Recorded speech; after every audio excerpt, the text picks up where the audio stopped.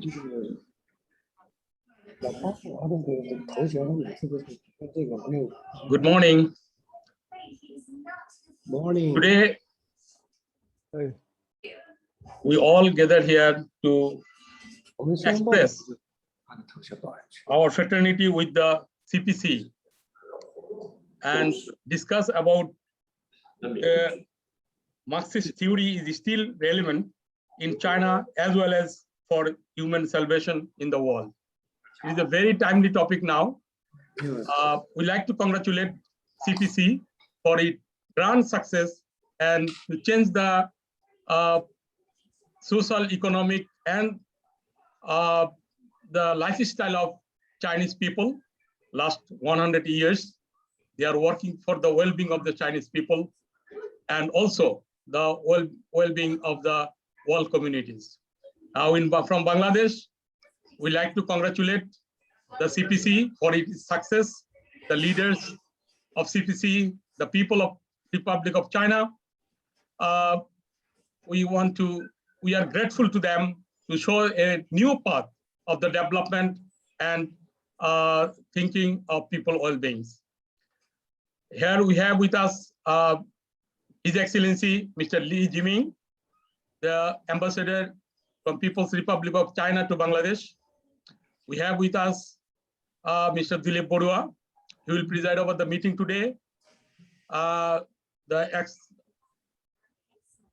Minister for Ministry of Industries, and also General Secretary of Bangladesh Communist Party of Bangladesh (ML).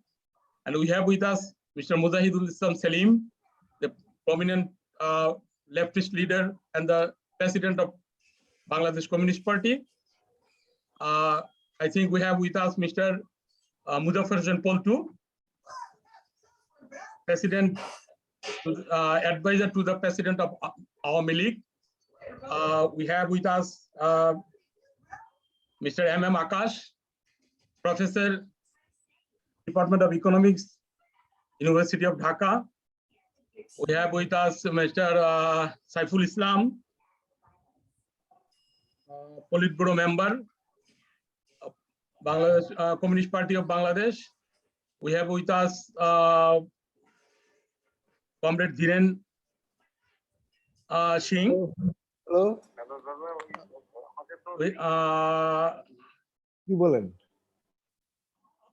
I think we will have more people from different parts, especially media. We have Financial Express.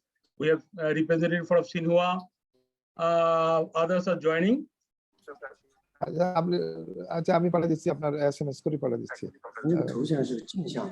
Now, I like to request Mr. Dilip Borua to open the discussion and give his introductory remark on this occasion.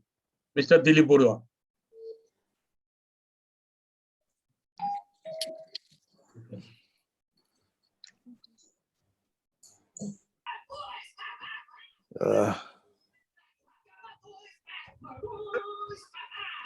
Good morning.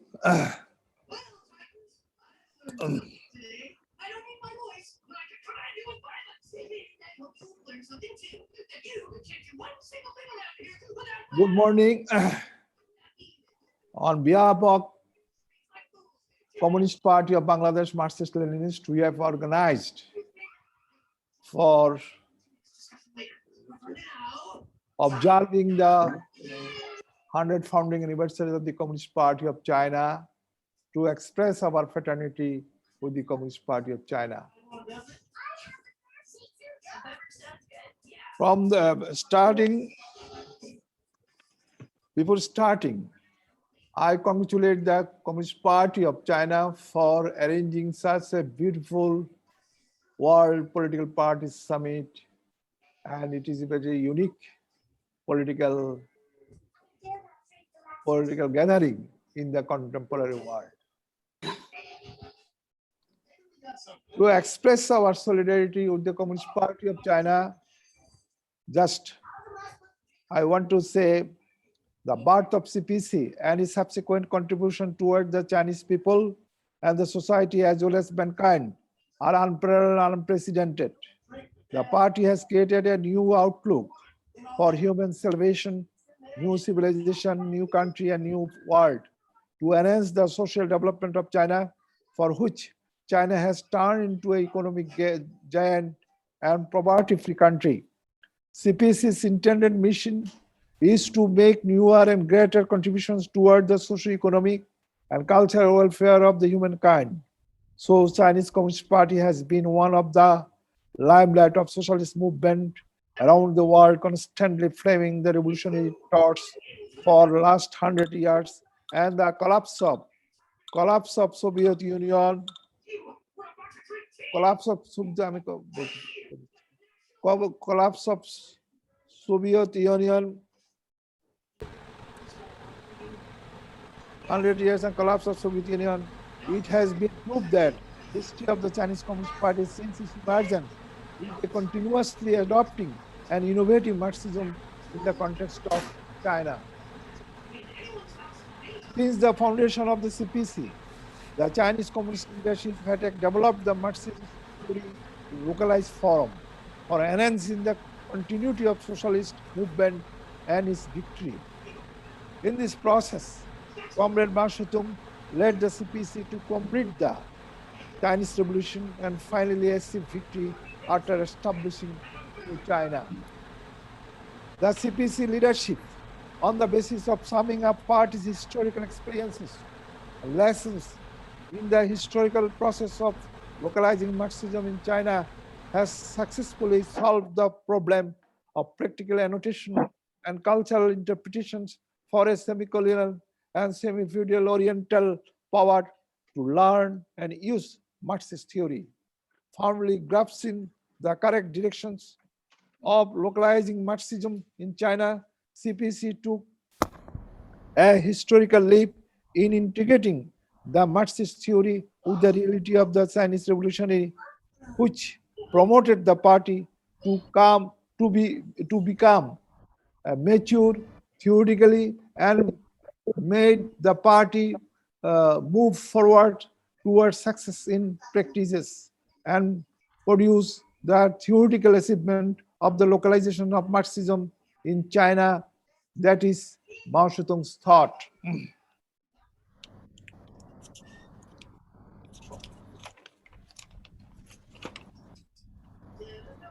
We have noticed that the series of speeches of Comrade Xi Jinping are mostly exposing this tragic height of development of the time, current international and domestic development that profoundly expound the theoretical and practical issues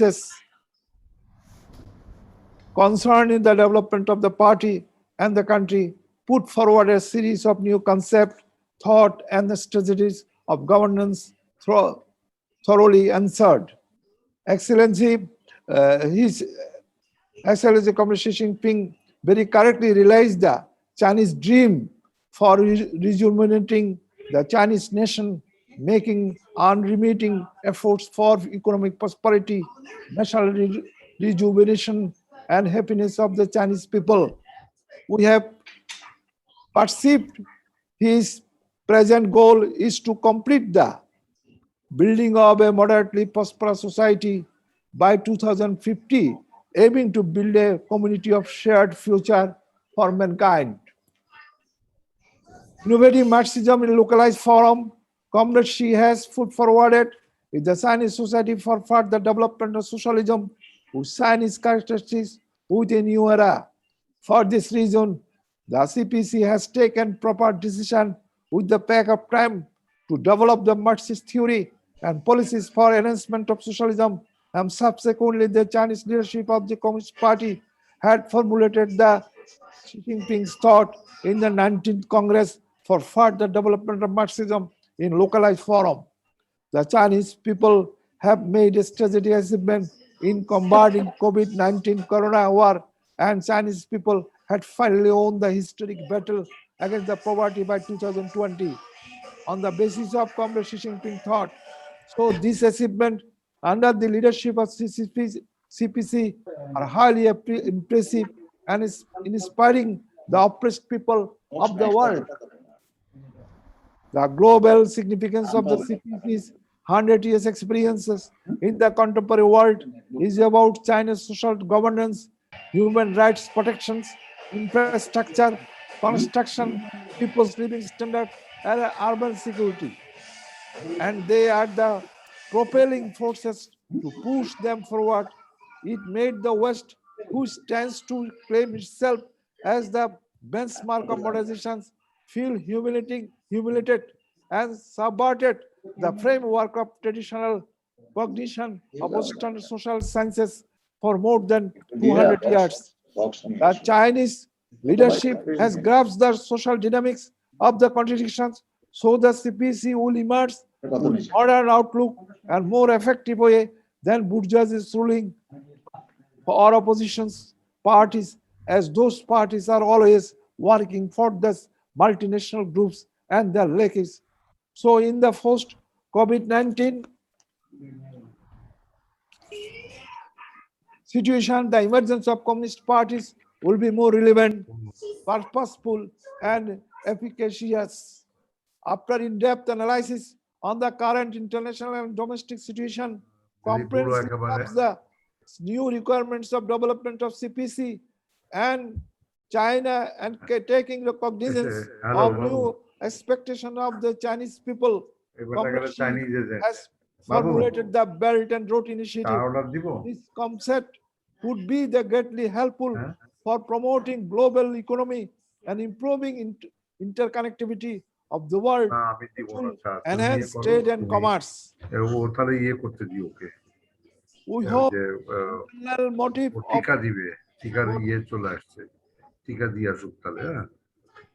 we hope internal motive forces of the people in Chinese society will be the driving force to lead the China for fourth industrial revolution, and subsequently China under the leadership of Comrade Xi will be the economic giant of the world. Furthermore, Chinese model is going to be the flourishing, and new world order may be emerging. Western model has worked for more than 300 years, and that model gradually turns to decline, becoming ineffective. On the other hand, the people of the world have experienced with the Chinese model under the leadership of Comrade Xi being properly functional in an impressive way. We think under the leadership of the CPC will be able to contribute to the humanity significantly by building a harmonious world, aiming to build up a community of shared future for mankind. The Chinese people are proud of global significance embodied in the 100th founding anniversary of the party, but they need to be highly vigilant against the anxiety and panic of some Eastern and Far Eastern forces. We will live in a socio-political landscape for our future generation where there will be no discriminations, disparity, or oppression of any kind, where human will be the all equal and good governance sustained. This could be possible by implementing in innovative of Marxist theory in the respective countries, including Bangladesh. Long live Leninism, Mao Zedong's thought, and Xi Jinping thought. Long live socialism.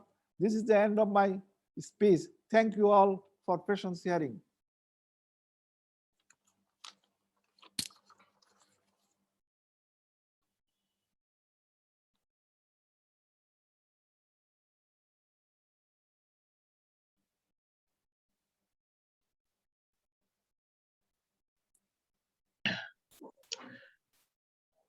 Thank you, sir, for your excellent remark.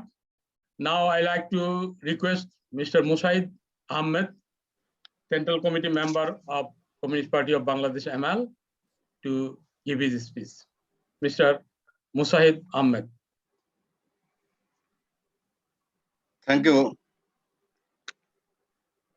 Comrade Dilip Bodua, Honorable President of this online meeting, General Secretary of the Communist Party of Bangladesh, Marxist-Leninist, honorable chief guest, His Excellency Mr. Li Jiming, Ambassador of China to Bangladesh, and other distinguished guests and speakers.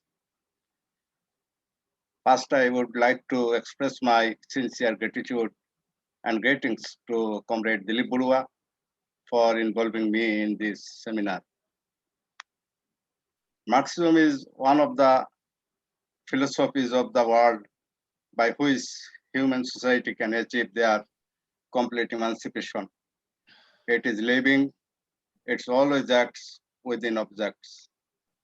By applying this doctrine, different nations and countries of the world have been liberated from the subservience and exploitation. Their economy has made tremendous progress. China is the first name in this case.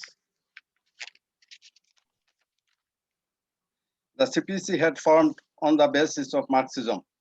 The emergence of CPC is one of the milestones in the history of mankind. After a long struggle, CPC established People's Republic of China in 1949. Upholding the banner of Marxism, CPC adopted socialism in China with Chinese characteristics. By these policies, China already lifted up 100% of its people out of poverty and achieved an astonishing economic growth and progress.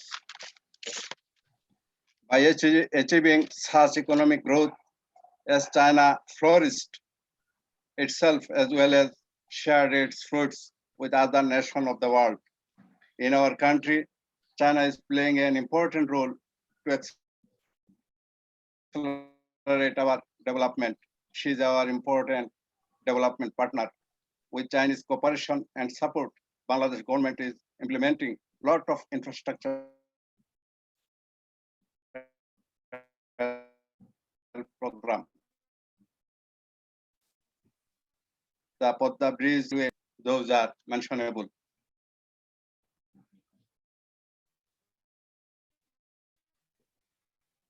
Mr. President, Comrade Xi Jinping, General Secretary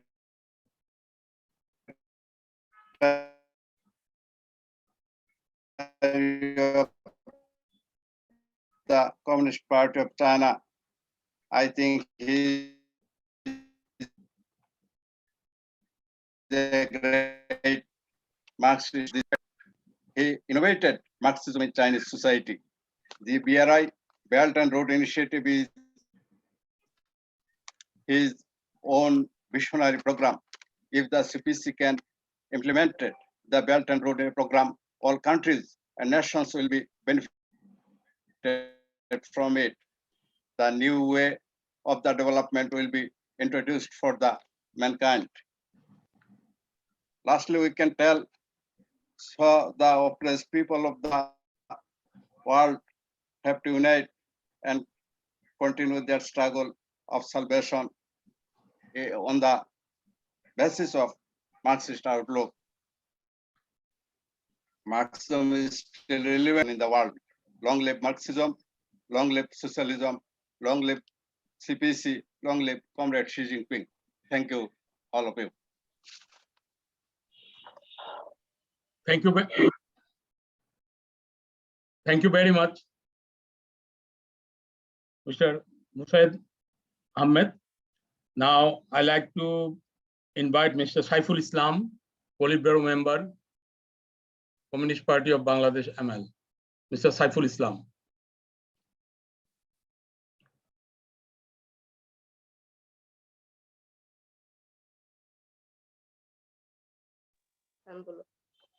The subject matter of this discussion is complex and vast, but time is very limited. So I shall try to discuss the concern in very nutshell.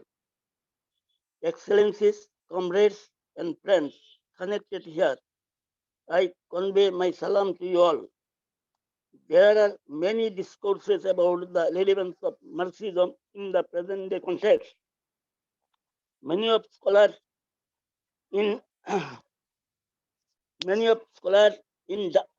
doubt about the relevance of Marxism in present day perspective. Some others very much bold to deny the existence of Marxism because they may ignorant about the structural crisis of capitalism. However, I like to discuss on the subject matter.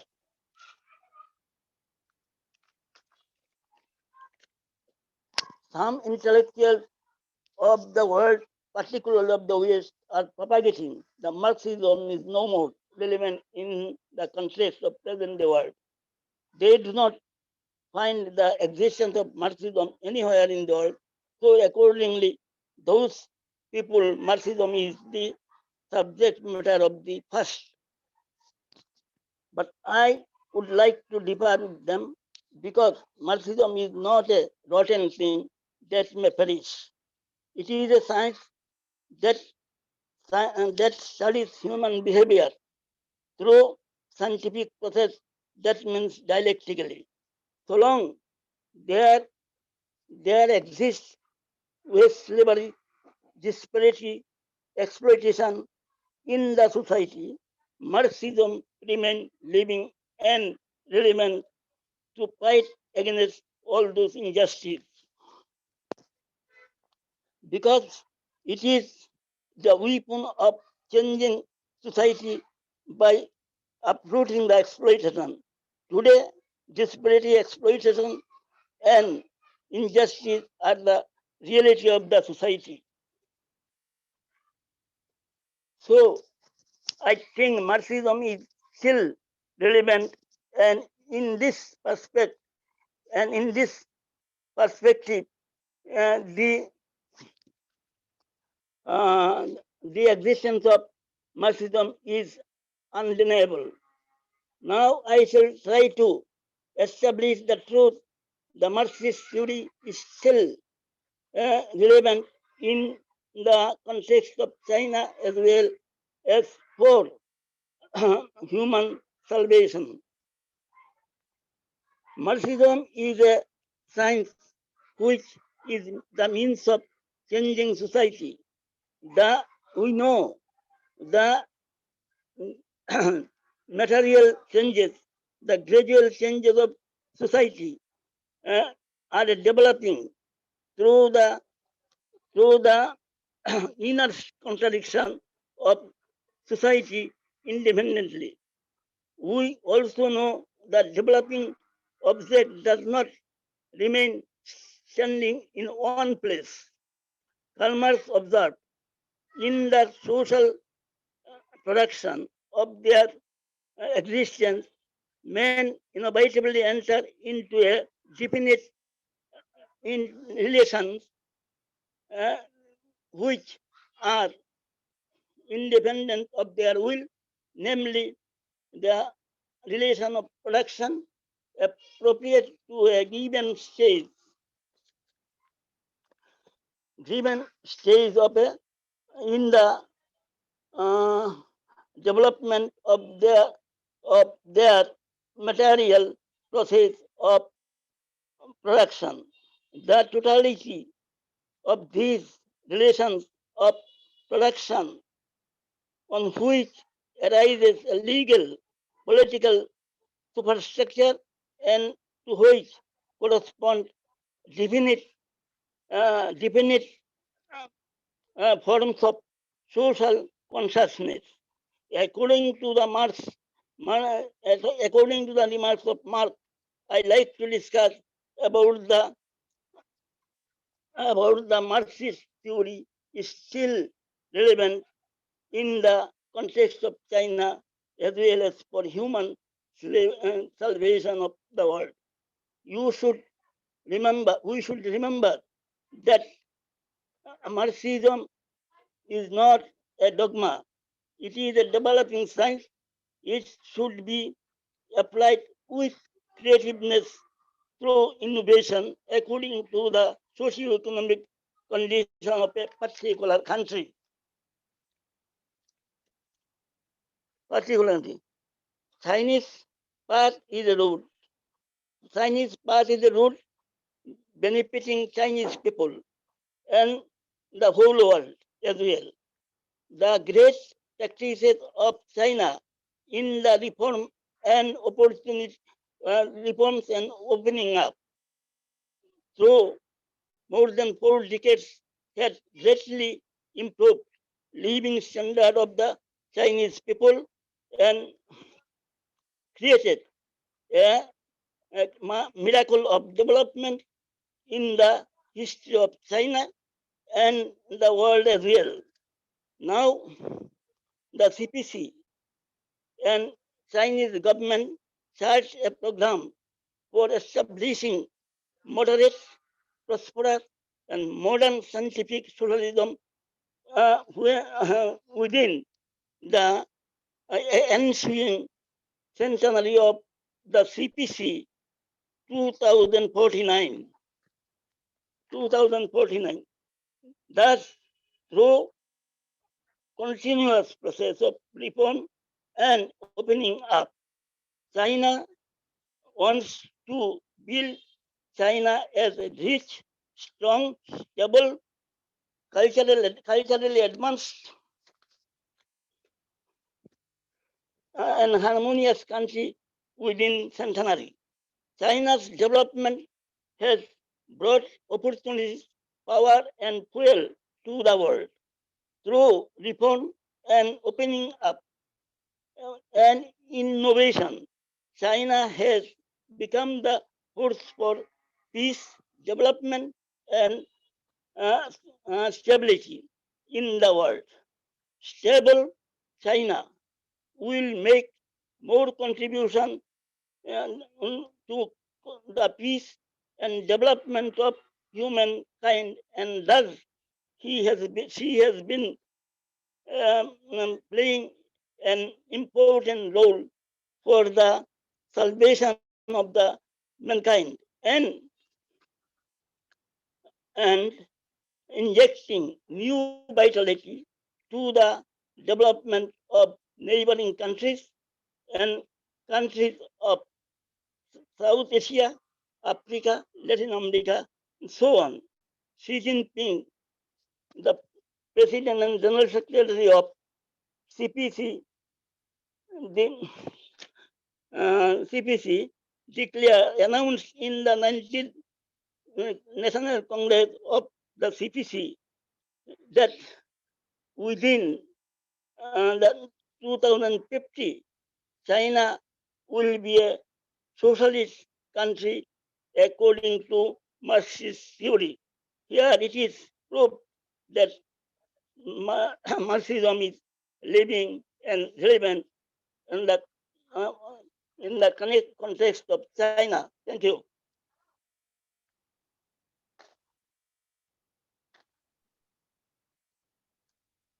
Thank you, Mr. Saiful Islam, for your in-depth speech. Now I'd like to request Mr.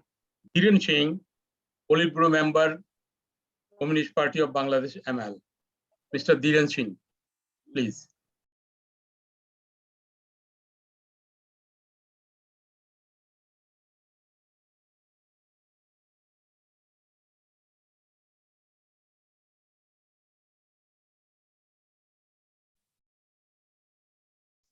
I'd like to invite Mr. Dhiren Singh, Politburo Yes, I'm member. yeah. Thank you. Thank you. Yes, we are listening you. Please proceed on. Yes, thank you. This is very happy day ourselves. We are celebrating centenary of CPC. Not only we, I think this is a victory of achievement of all the world to CPC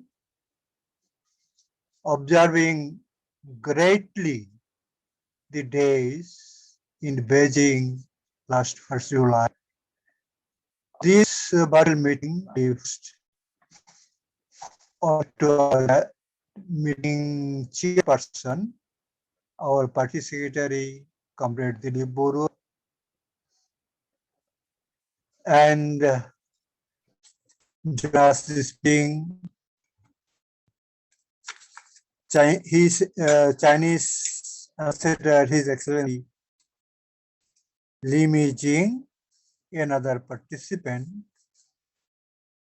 I would like to say our participatory and PB member Saiful Islam discuss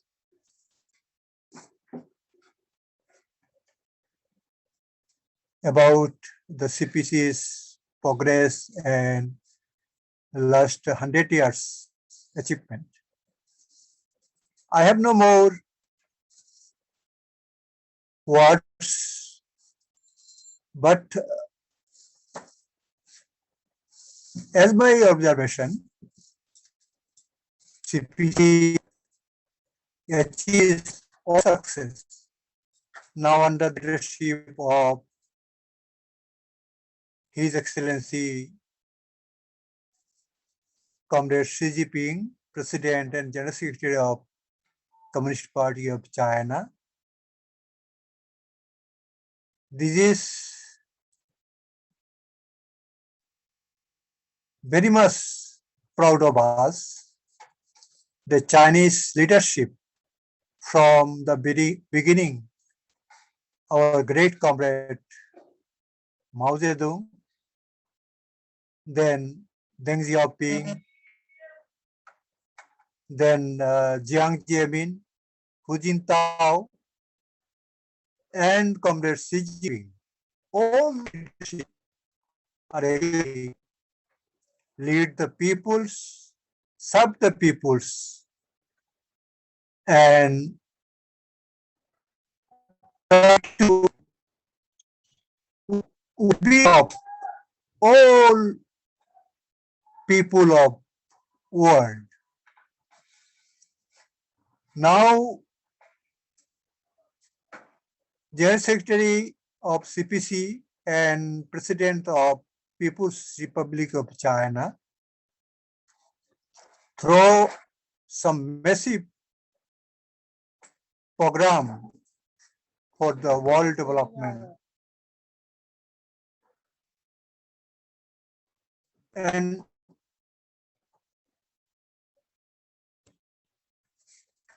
for this, we are grateful to China leadership. On 1st July, we have seen which held a centenary observation at Tiananmen Square in Beijing. We seen huge people, lakhs of people gathering there. Among them, some younger people, like a teenager, also include there, and their views and face indicate that they will continue the party stronger than stronger. It proved that China Communist Party already achieved 100 years and hope definitely it will be more strong in further next 100 years. So this is a peculiar time. We all in the world suffering COVID-19 pandemic situation. In this crisis, we shown China government, People's China under the leadership of Comrade Xi Jinping, already vaccinate Chinese people numbering 1 crore 38 lakhs. It is possible as government is very think about peoples. We are under pandemic. We don't know when we release from this crisis. Comrades, our party's ideological beliefs, Marxism, and Marxist thoughts, and we honor the present leadership. China Communist Party's General Secretary, President of People's Republic of China, Comrade Xi Jinping, correctly leading the people of China and try to well of mankind. This is under Marxism, Leninism, and Marxism thought. And another thing I would like to say, China's development under the leadership of China Communist Party is one thing is remarkable that all the Chinese, particularly all the Chinese people, like as ethnic people, so all people are gathered under the one umbrella to develop the Chinese as a socialism and world of convenient peers. It is Chinese policy, and China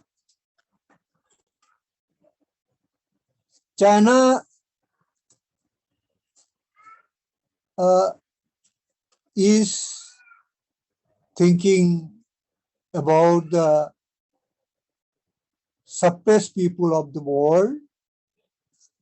And one thing I would like to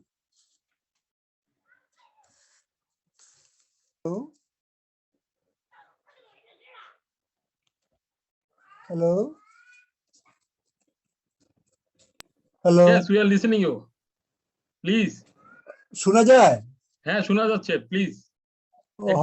একটু তাড়াতাড়ি করেন। আমি আশা করব।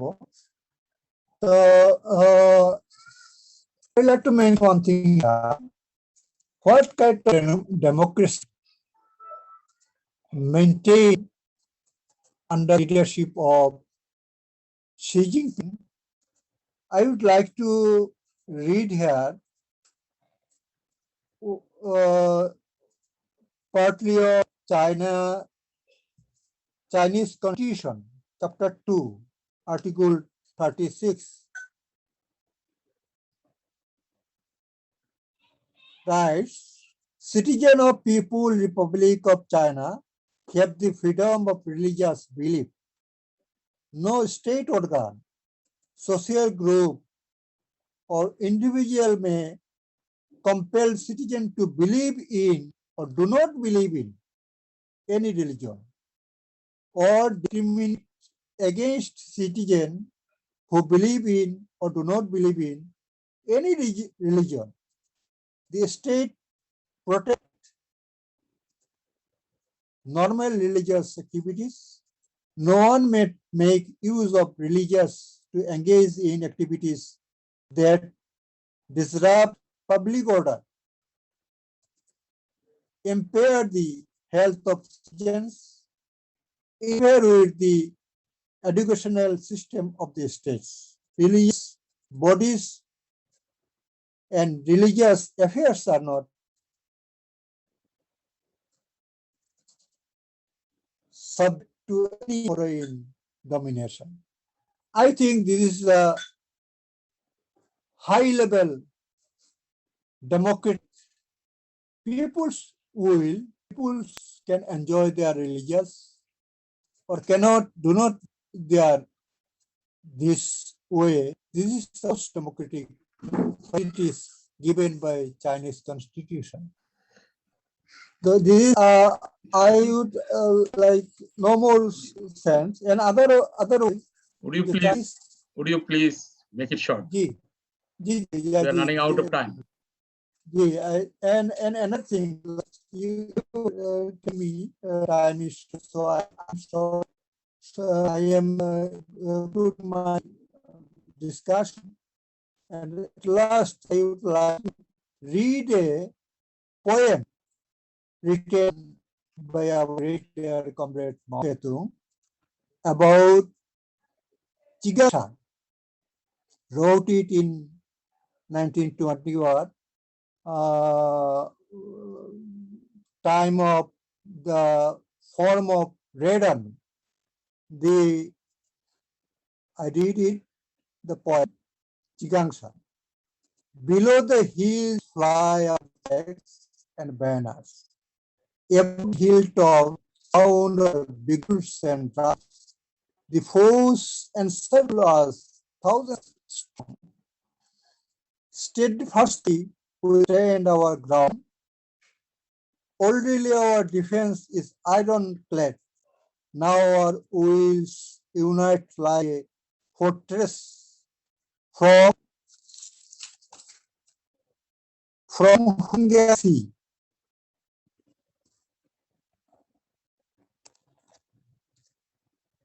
শোনা যায়? Hello, শোনা যাচ্ছে, আপনি প্লিজ একটু শর্ট করেন। আমি কবিতা পড়ে already our defense is ironclad. Now our wheels unite like a fortress. One gets roars the thunder of guns. What comes? The enemy has fled in the night.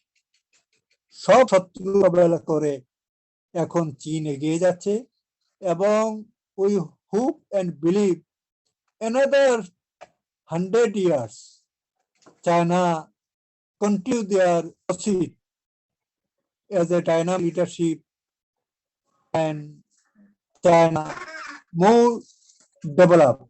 Long live Comrade Mao Zedong, long live Comrade Xi Jinping, long live China people, long live China Bangladesh ship and our relationship. Thank you, Comrade Dhiren. Before we invite the next speaker, would you please on your video, on your camera, to have a screenshot? Because it is going to be published in Financial Express as a supplement. So can we have a minute to open all cameras? I like to invite all participants. Please on your camera so that we can take a screenshot. Mr. M.M. Akash, sir, would you please on your camera? Saimum Haq, Saifuddin, Liu Santo, Naim. If you are not available,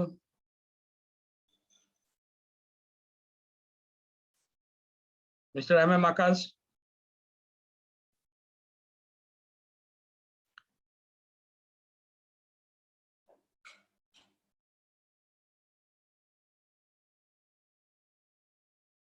Okay, we are going to take a snapshot. Just a minute.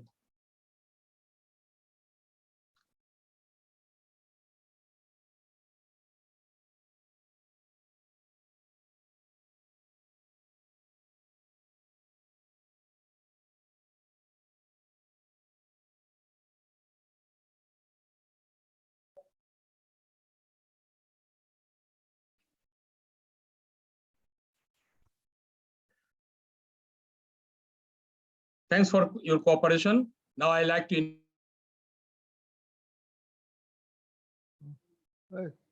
Sound নাই, sound শোনা যাচ্ছে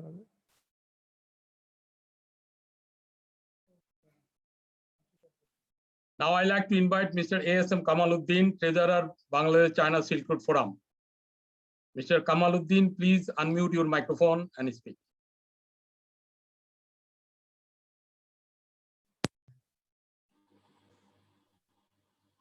Please unmute. Please unmute. We are not listening you. Please unmute. You are muted.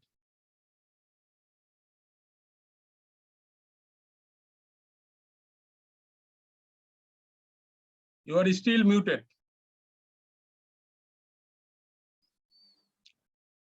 Please click on microphone button to unmute.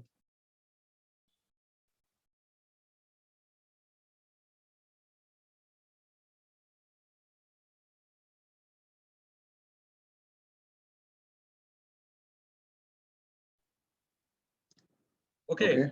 Thank you very much. Okay, thank you very much.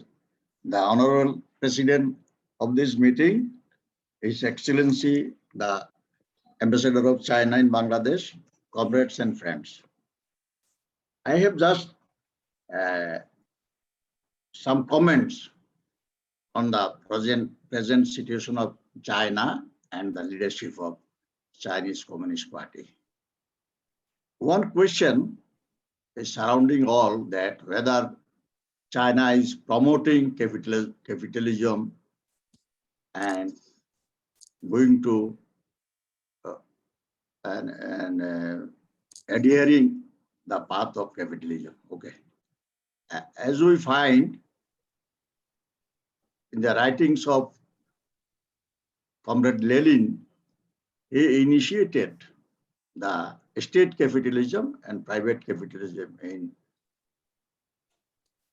Russia, and he encouraged the private capitalists to grow up and participate in the growth of Russia. And he also offered concessions to foreign investors and have had joint venture with Ford America to manufacture vehicles in Russia, also following the same path, and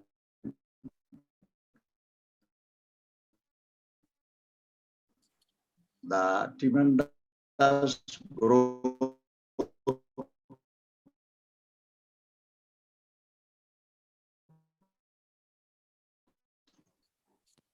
of taking the new model of socialism in China.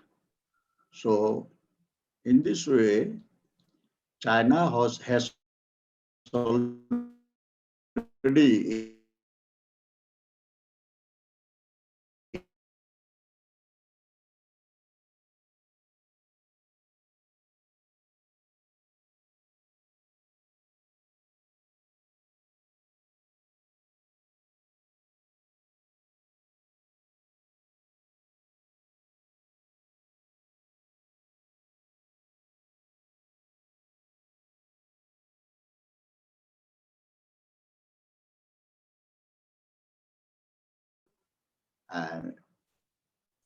to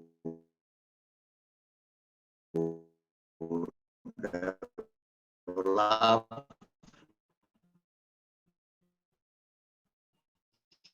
socialism party, very essential in this juncture of the war.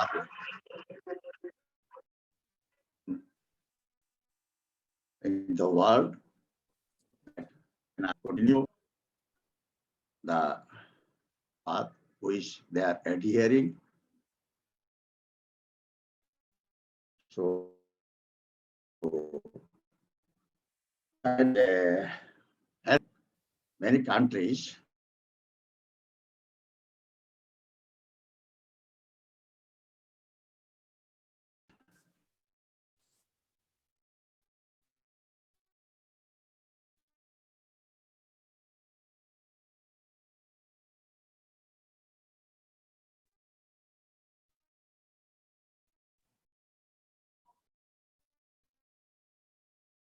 in the direction, and we hope that China also will help other countries so that they can be eradicated from this problem.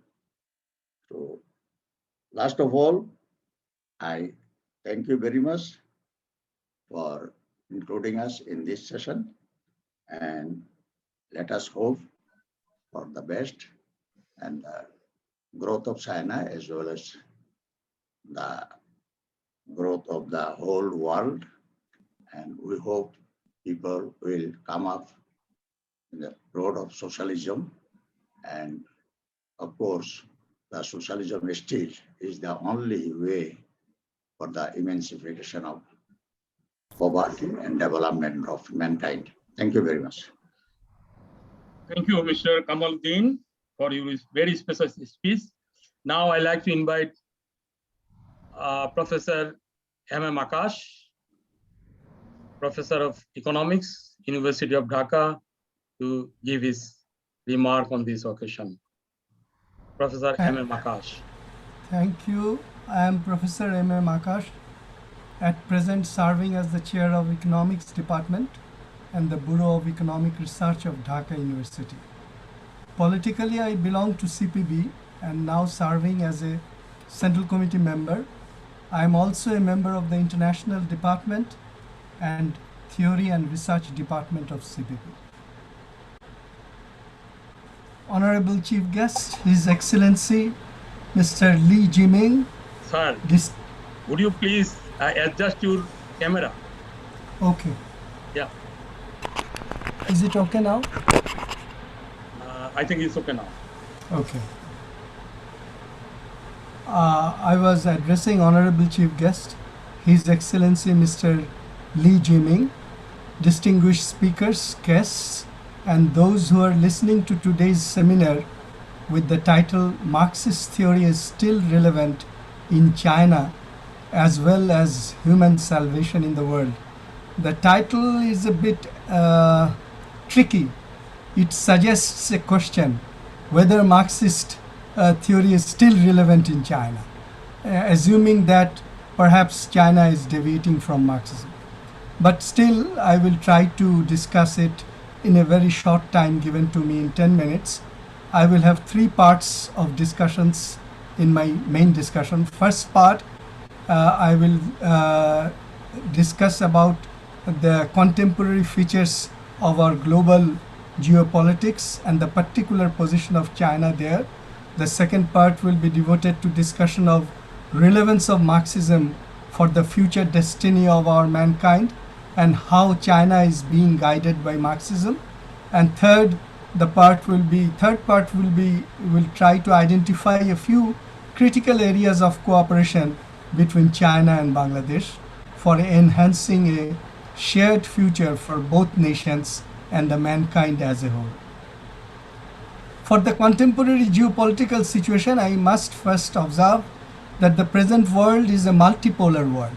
The old world was a bipolar world, Soviet-led socialist countries and US-led imperialist and capitalist camp. These two camps were fighting with each other during the Cold War era. There was also a third camp, so-called non-aligned countries. China at that time used to maintain at first it was belonging to Soviet camp, but later on it tried to maintain its relative autonomy, sometimes allying with USA, sometimes allying with USSR. In our liberation war period, it aligned with USA.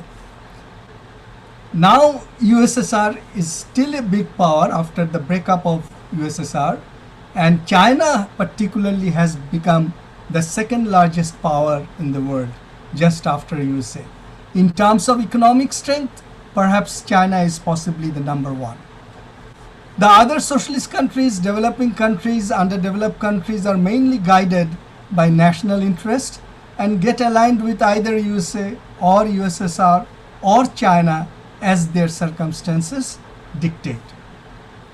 Now let us look at Chinese policy and how China wants to see herself in the next course of development of the world. China and CPC leader Xi Jinping has announced that in this multipolar world, They will try for a shared future of mankind. China does not want war, but they also do not want any dominance of big power over them. And it is now following an economic system that increases the productive force fast while reducing absolute poverty quickly. But temporarily, inequality growth or rise of inequality is continuing. Market and billionaires are also produced in China fast. Although the CPC claims that they still retains their dominance over those negative factors against Marxism. They also claim that they are maintaining the essence of Marxism. They claim that the inequality which is allowed in China is merit-based, not a result of exploitation. However, some economists still think that as long as CPC can regulate market, then it can in future still steer it towards the path of communism through a zigzag course of development. So this is the current state of history, and we will have to wait whether CPC can retain its influence, political influence, and guide Chinese people along the Marxist course of development. For Bangladesh-China relationship, we find at present particularly, US is giving special attention to Bangladesh to have a naval base in St. Martin's Island. Wants to use Bangladesh against India and China. Bangladesh, being a non-aligned small country, cannot afford to join in any military pact. Already our Prime Minister has rejected a request for submarine landing facility near St. Martin's Island. However, USA companies have invested huge amount of money for the exploration of oil and gas from the Bay of Bengal. The government has signed an agreement which we think may lead to an unfavorable situation of explored gas and oil if discovered. Although the government is claiming that as a first party buyer, she will buy all the extracted gas or oil, but they may force us to export it for quick recovery of their investment cost. We think China and India need the Trans-Asian Silk Route Railway and road, both for facilitating their external trade. India especially needs transit over Bangladesh to their northeast 7 sister states for preventing secessionist movement. We also know China, the Kunming in China, the capital of Yunnan, now exports through Vietnam ports, but it will be easier and cheaper to export through Chittagong deep sea port following the Silk Route. So there is a hub which can be developed in the Chittagong port if it is constructed in that manner, in a deep sea port manner. And then Bangladesh perhaps can become the second Singapore in South Asia. So this is in our interest and also in the interest of China. But India, Japan and USA, they are all interested to participate in building that port, so that they want to retain the control over the port and do not want to give it only to China. So China is and Bangladesh is now in negotiation, and the foreign policy of Bangladesh cannot allow Bangladesh to accept cooperation from China unilaterally. This is a place where in some cases, if the USA and others do not come, then we will go and align with China, as we had done for the Padma Bridge case. So there are, I think, enough scope in future for China-Bangladesh cooperation for mutual interest, and in that case we will have to tackle the intervention from India or Indo-US axis to increase their influence in the sphere of Bay of Bengal. Bangladesh will have to be careful in this respect. Thank you everybody for listening to my short speech. Thank you very much. To discuss about the relationship between Bangladesh and China, and also the international position of Bangladesh. Now I like to request Mr. Muzaffar Hossain Paltu, the senior leader and advisor to the President of Bangladesh Awami League, Mr. Muzaffar Hossain Paltu. ধন্যবাদ। আজকে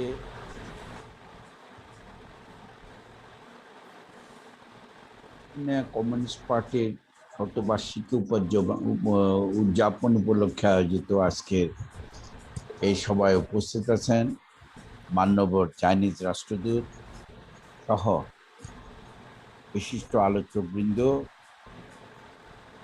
comrade Dilip Barua, ma'am Akashan, S M Kamal Uddin Saheb সহ অন্যান্য সম্মানিত আলোচকবৃন্দ। China আজকে সারা বিশ্বে অর্থনৈতিক ক্ষেত্রে একটা চমক সৃষ্টি করেছে। এটা সম্ভব হয়েছে চাইনিজ কমিউনিস্ট পার্টির দীর্ঘ শত বছর বহু চড়াই উতরাই অতিক্রম করে, প্রথম বিশ্বযুদ্ধ, দ্বিতীয় বিশ্বযুদ্ধ, সেই সব দিনগুলি অতিক্রম করে আজকে চায়না এমন একটা জায়গায় আন্তর্জাতিকভাবে নিজেদেরকে প্রতিষ্ঠিত করেছে। অর্থনৈতিক ক্ষেত্রে বিশ্বের উন্নয়নে চায়না আজকে একটা অপরিহার্য দেশ হিসাবে পরিগণিত হয়েছে এবং এটা সম্ভব হয়েছে চায়নার এবং সূচনা হয়েছিল কমরেড মাও সেতুং থেকে শুরু করে চাইনিজ নেতৃবৃন্দ ধারাবাহিকক্রমে এই শতবর্ষ ধরে আজকে চায়নাকে একটা স্থিতিশীল জায়গায় নিয়ে যাওয়ার চেষ্টা করেছে। আজকে চায়না অর্থনৈতিক ক্ষেত্রে, শিল্পায়নের ক্ষেত্রে এবং আন্তর্জাতিক রাজনীতির ক্ষেত্রে নিজেদেরকে একটা অবস্থানে নিয়ে এসেছে। আমি মনে করি চায়নার এই উত্থান বিশ্বে ভারসাম্য, বৃহৎ শক্তিগুলির মধ্যে ভারসাম্য রক্ষা করার ব্যাপারে যথেষ্ট সহায়ক হবে। কারণ আজকের বিশ্ব যে অস্ত্রের প্রতিযোগিতা চলছে আজকে সারা বিশ্বে, সুপ্রিমেসির জন্য যে ফাইট চলছে, এটা মানবিক দিক থেকে অনেকখানি পিছিয়ে গিয়েছে। কারণ আমরা দেখি এই কোভিড-19 মধ্যে যেখানে সারা বিশ্বের মানুষ আজকে এই কোভিডে অসহায় অবস্থায় আছে, সেইখানেও সারা বিশ্বে আজকের অস্ত্রের মহড়া বৃহৎ শক্তিগুলি, পাশ্চাত্য শক্তিগুলি সহ অন্যান্য শক্তিগুলি আজকে দেখিয়ে যাচ্ছে এবং নিউক্লিয়ার উইপন তৈরি করার প্রতিযোগিতায় একে অপরের যেভাবে প্রতিযোগিতায় লিপ্ত হয়েছে, এইটা আমি মনে করি মানবিক বিপর্যয়ের সম্মুখীন হওয়ার যথেষ্ট সম্ভাবনা আছে। তাই আমি মনে করি আজকে চায়না যেভাবে অগ্রসর হচ্ছে, আমরা তাদেরকে কংগ্রেচুলেট করি, আমরা অভিনন্দন জানাই তাদেরকে। কিন্তু সাথে সাথে আমরা মনে করি চায়না আজকে এশিয়ার একটা বড় দেশ হিসাবে সারা বিশ্বে যে অগ্রযাত্রা করছে, সেটা আমাদের জন্য অত্যন্ত গৌরবময়। কিন্তু সাথে সাথে চায়নার এই অগ্রগতির সাথে তার প্রতিবেশী দেশগুলির সাথে বর্ডার এবং অন্যান্য যে ডিসপিউটগুলি আছে, এগুলি মনে হয় শান্তিপূর্ণভাবে মীমাংসা করলে আগামী দিনে চায়না বিশ্ব রাজনীতিতে, অর্থনৈতিক ক্ষেত্রে আরো অনেক দূর নির্বিঘ্নে অগ্রসর হতে পারবে। আর বাংলাদেশের পক্ষ থেকে আমরা মনে করি ইতিমধ্যে চায়না আমাদের বিভিন্ন উন্নয়ন প্রকল্পে শরিক হয়েছেন, অংশগ্রহণ করছেন। আজকে যে আমাদের মাননীয় প্রধানমন্ত্রী বঙ্গবন্ধু কন্যা শেখ হাসিনার নেতৃত্বে বাংলাদেশের যে উন্নয়নের জোয়ার চলছে, উন্নয়নের যে ধারা চলছে, এই ধারায় চায়না যথেষ্টভাবে কন্ট্রিবিউশন রাখছে। কিন্তু এই ক্ষেত্রে আমি আজকের এই দিনে যেখানে শতবার্ষিকী পূরণ করতে যাচ্ছে, আমি প্রথমেই বলেছি প্রতিবেশী দেশগুলি যেসব সমস্যার সম্মুখীন হচ্ছে, যেমন আজকে আমরা মায়ানমারের যে 12 লক্ষ শরণার্থী আমাদের দেশে এসে যেভাবে সমস্যার সৃষ্টি করছে অর্থনৈতিক ক্ষেত্রে, এনভায়রনমেন্টের ক্ষেত্রে, সেগুলিকে এটা যাতে আমরা অবিলম্বে যাতে তাদেরকে ফেরত নেওয়া যায়, তাদের good office Chinese government, Chinese party offer করবেন।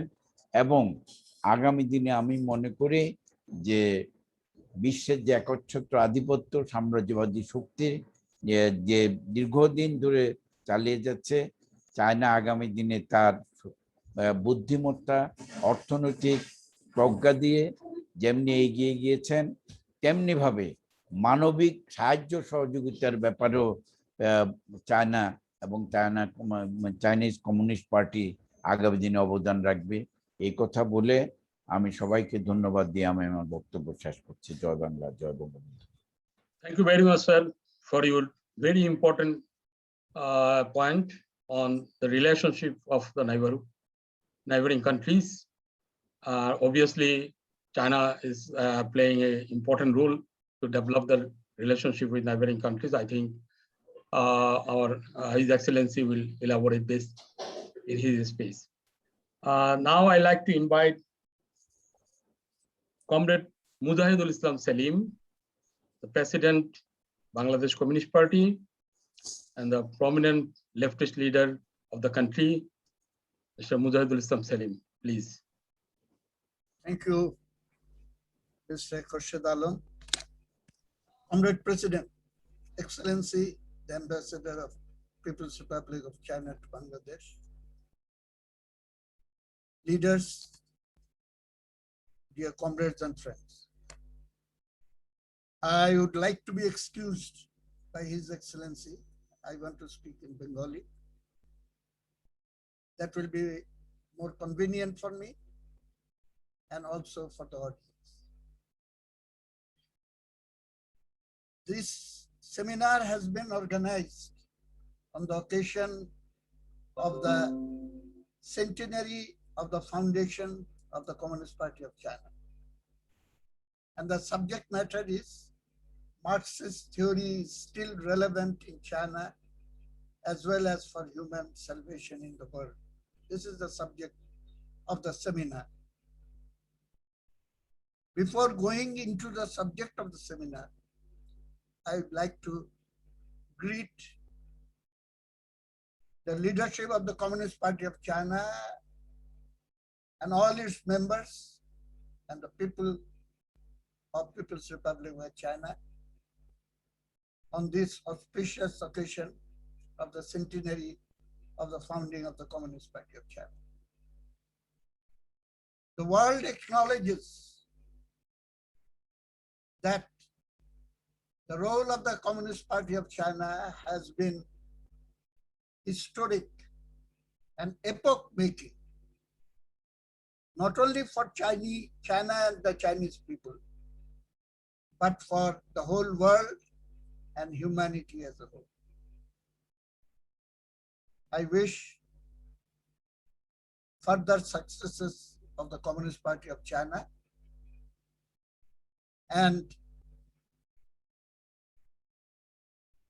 express our firm determination to strengthen the fraternal relations between the Communist Party of China and the Communist Party of Bangladesh.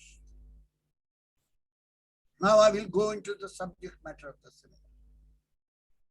আজকের প্রসঙ্গ, I will speak in Bengali now.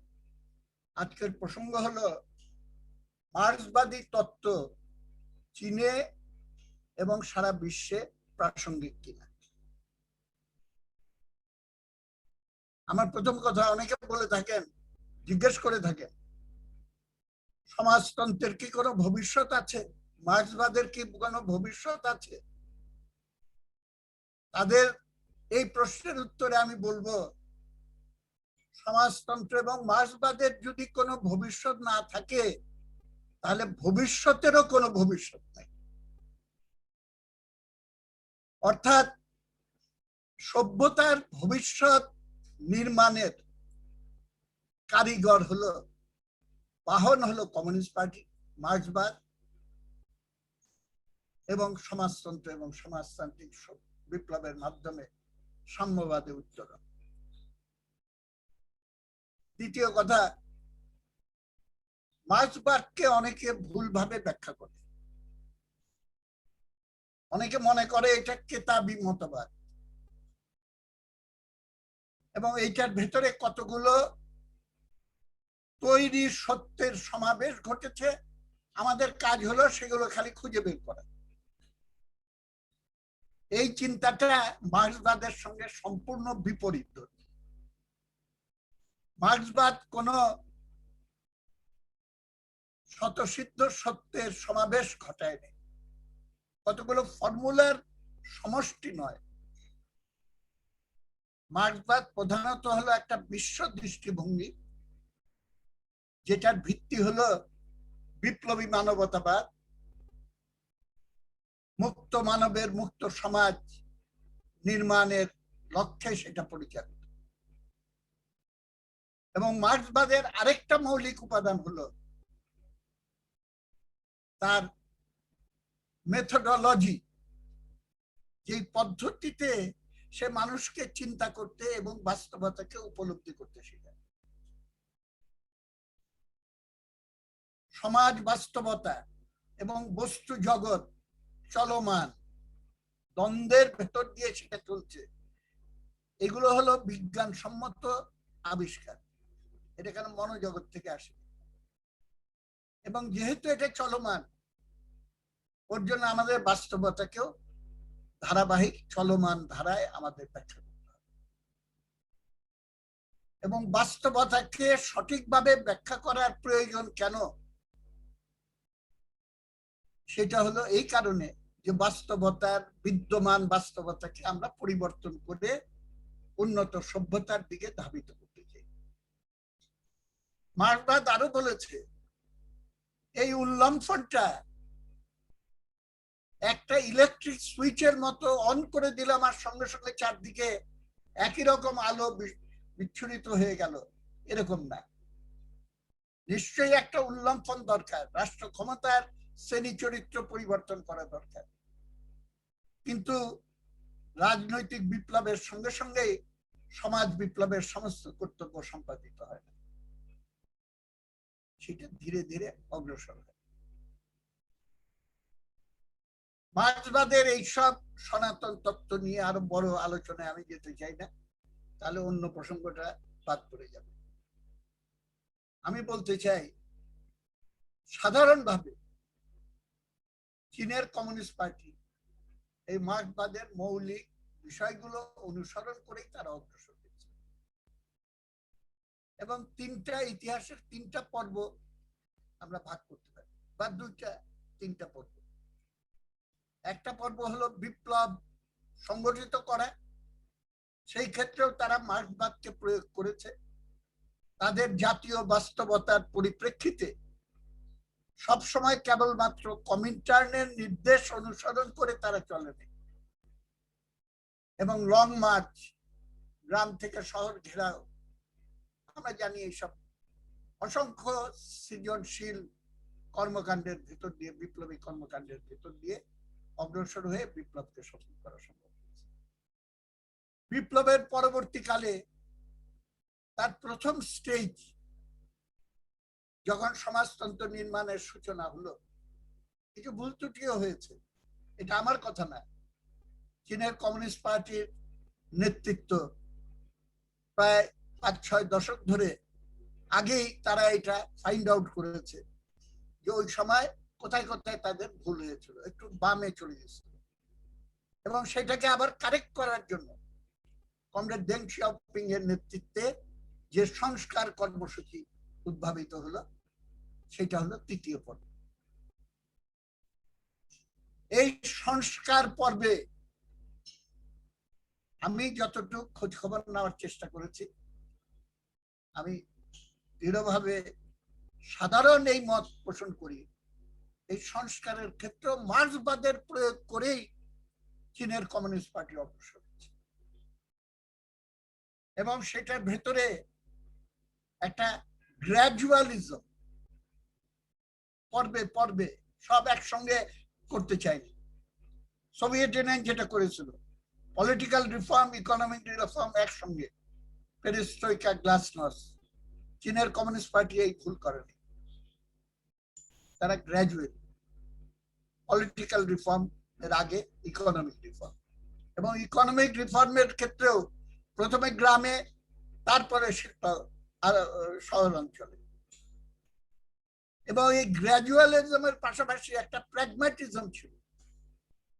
এক পা দিয়ে তারা দেখেছে আচ্ছা ব্যাপারটা কি দাঁড়ালো, তারপরে আবার আরেকটা পা দিয়েছে, তারপরে আবার দেখেছে যে কি হলো, আরেকটা এগিয়েছে। তাদের এন্টায়ার পলিসির ভেতরে একটা স্থিতিশীলতার উপাদান ছিল, স্টেবিলিটির উপাদান, সঙ্গে সঙ্গে কোথাও ভুল হলে দ্রুত যাতে রিভার্সাল করা যায়, ফিরে আসা যায় আগের জায়গাটায়। আগেরটাও চলছে একটা ট্র্যাকে, আবার নতুনটাও ইন্ট্রোডিউস হচ্ছে সেকেন্ড ট্র্যাকে। এই ফার্স্ট ট্র্যাক, সেকেন্ড ট্র্যাক একটা ডায়ালেকটিক্যাল ইন্টারকানেকশনের মাধ্যমে স্ট্র্যাটেজিক লক্ষ্যের পথে তারা অগ্রসর হচ্ছে। বর্তমান চীনের নেতৃত্ব, শি জিনপিং এর নেতৃত্বে তাদের কংগ্রেসে এবং সেন্ট্রাল কমিটির প্ল্যানারি সেশনে সেই সিদ্ধান্তগুলো নিয়েছে। তারা রিফর্মের ক্ষেত্রে ওরিয়েন্টেশনে নতুন কতগুলো উপাদান সেখানে যুক্ত করছে, এবং মার্ক্সবাদের প্রতি তাদের কমিটমেন্ট, সমাজতন্ত্রের প্রতি তাদের কমিটমেন্ট, এই জিনিসগুলো আরো শক্তভাবে পুনর্ব্যক্ত করছে। সমাজতন্ত্রটাকে তারা ডিফাইন করে সোশ্যালিজম উইথ চাইনিজ ক্যারেক্টারিস্টিক্স।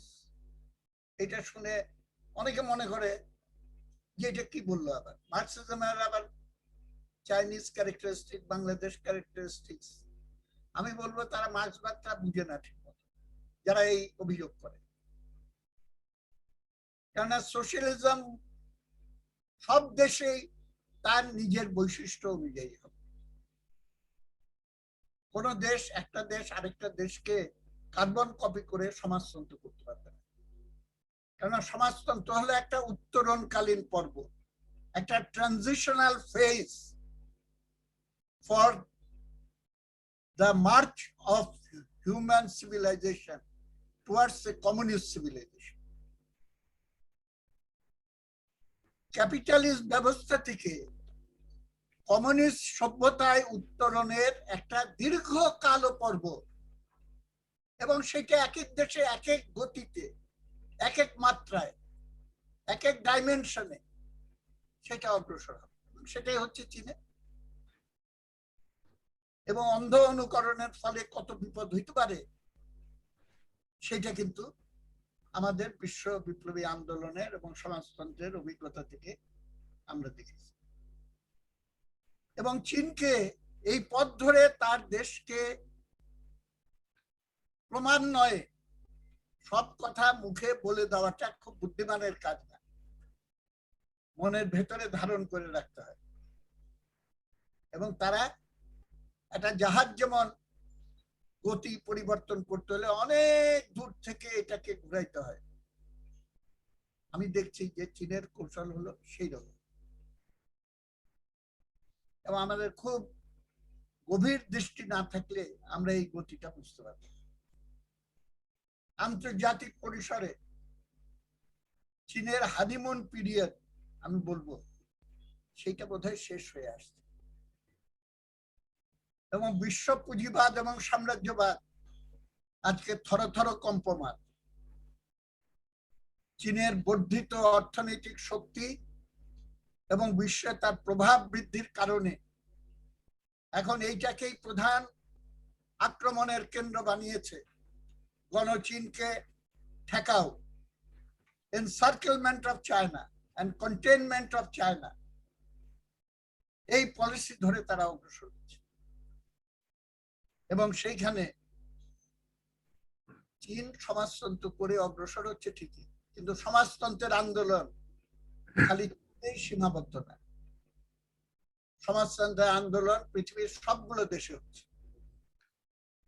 সব দেশেই কঠিন পরিস্থিতির ভেতর দিয়ে চলছে। এই প্রসঙ্গে আমি খালি কিউবার উপরে আমেরিকা যে সম্প্রতি ষড়যন্ত্র এবং আগ্রাসনের ফর্মুলা কার্যকর করছে সেটার প্রতি দৃষ্টি আকর্ষণ করতে চাই। এবং কিউবার জনগণ, আমরা বাংলাদেশের মানুষ তোমাদের পাশে আছি, এই কথা বলিষ্ঠভাবে বলতে চাই। এবং অন্যান্য দেশেও এই আক্রমণ বৃদ্ধি করার সঙ্গে সঙ্গে সেটাকে মোকাবেলা করতে হবে এবং গ্লোবাল রাজনীতিতে একটা নতুন বিশ্ব ব্যবস্থা, নিউ ওয়ার্ল্ড অর্ডারের দিকে, বেসড অন ডেমোক্রেটিক প্রিন্সিপলস, বিশ্ব বাস্তবতায় গণতন্ত্র সম্মত নয়া বিশ্ব ব্যবস্থায় আমাদের উত্তরণ ঘটাতে হবে এবং পুঁজিবাদী গ্লোবালাইজেশনের বিপরীতে আজকে আমাদেরকে সমাজতন্ত্র এবং সাম্যবাদ অভিমুখী শক্তির একটা বিশ্বজনীন সংহতি আমাদের আরো জোরদার করতে হবে। চীনের কমিউনিস্ট পার্টির ১৭তম বর্ষে তাকে আমি অভিনন্দন জানাই যে চীনের অভিজ্ঞতা আমরা অনুকরণ করব না, কিন্তু সেখান থেকে আমরা সম্পদ, মূল্যবান শিক্ষা, অমূল্য সম্পদ, সেইটাকে আমরা ধারণ করে আমাদের বাংলাদেশের ক্ষেত্রে, এবং চীন ৭১ সালে কি ভূমিকা নিয়েছিল সেই আলোচনাটা আর নতুন করে পুরানো কথা কপচানোর চেয়ে বেশি প্রয়োজন হলো। আমাদের মুক্তিযুদ্ধের লক্ষ্য ছিল সমাজতন্ত্র, চীন অগ্রসর হচ্ছে সমাজতন্ত্রের পথে। সুতরাং আমাদের আদর্শিক বন্ধন এই ক্ষেত্রে এই কথাই উচ্চারণ করতে আমাদের উদ্বুদ্ধ করে যে চীন বাংলাদেশ ভাই ভাই।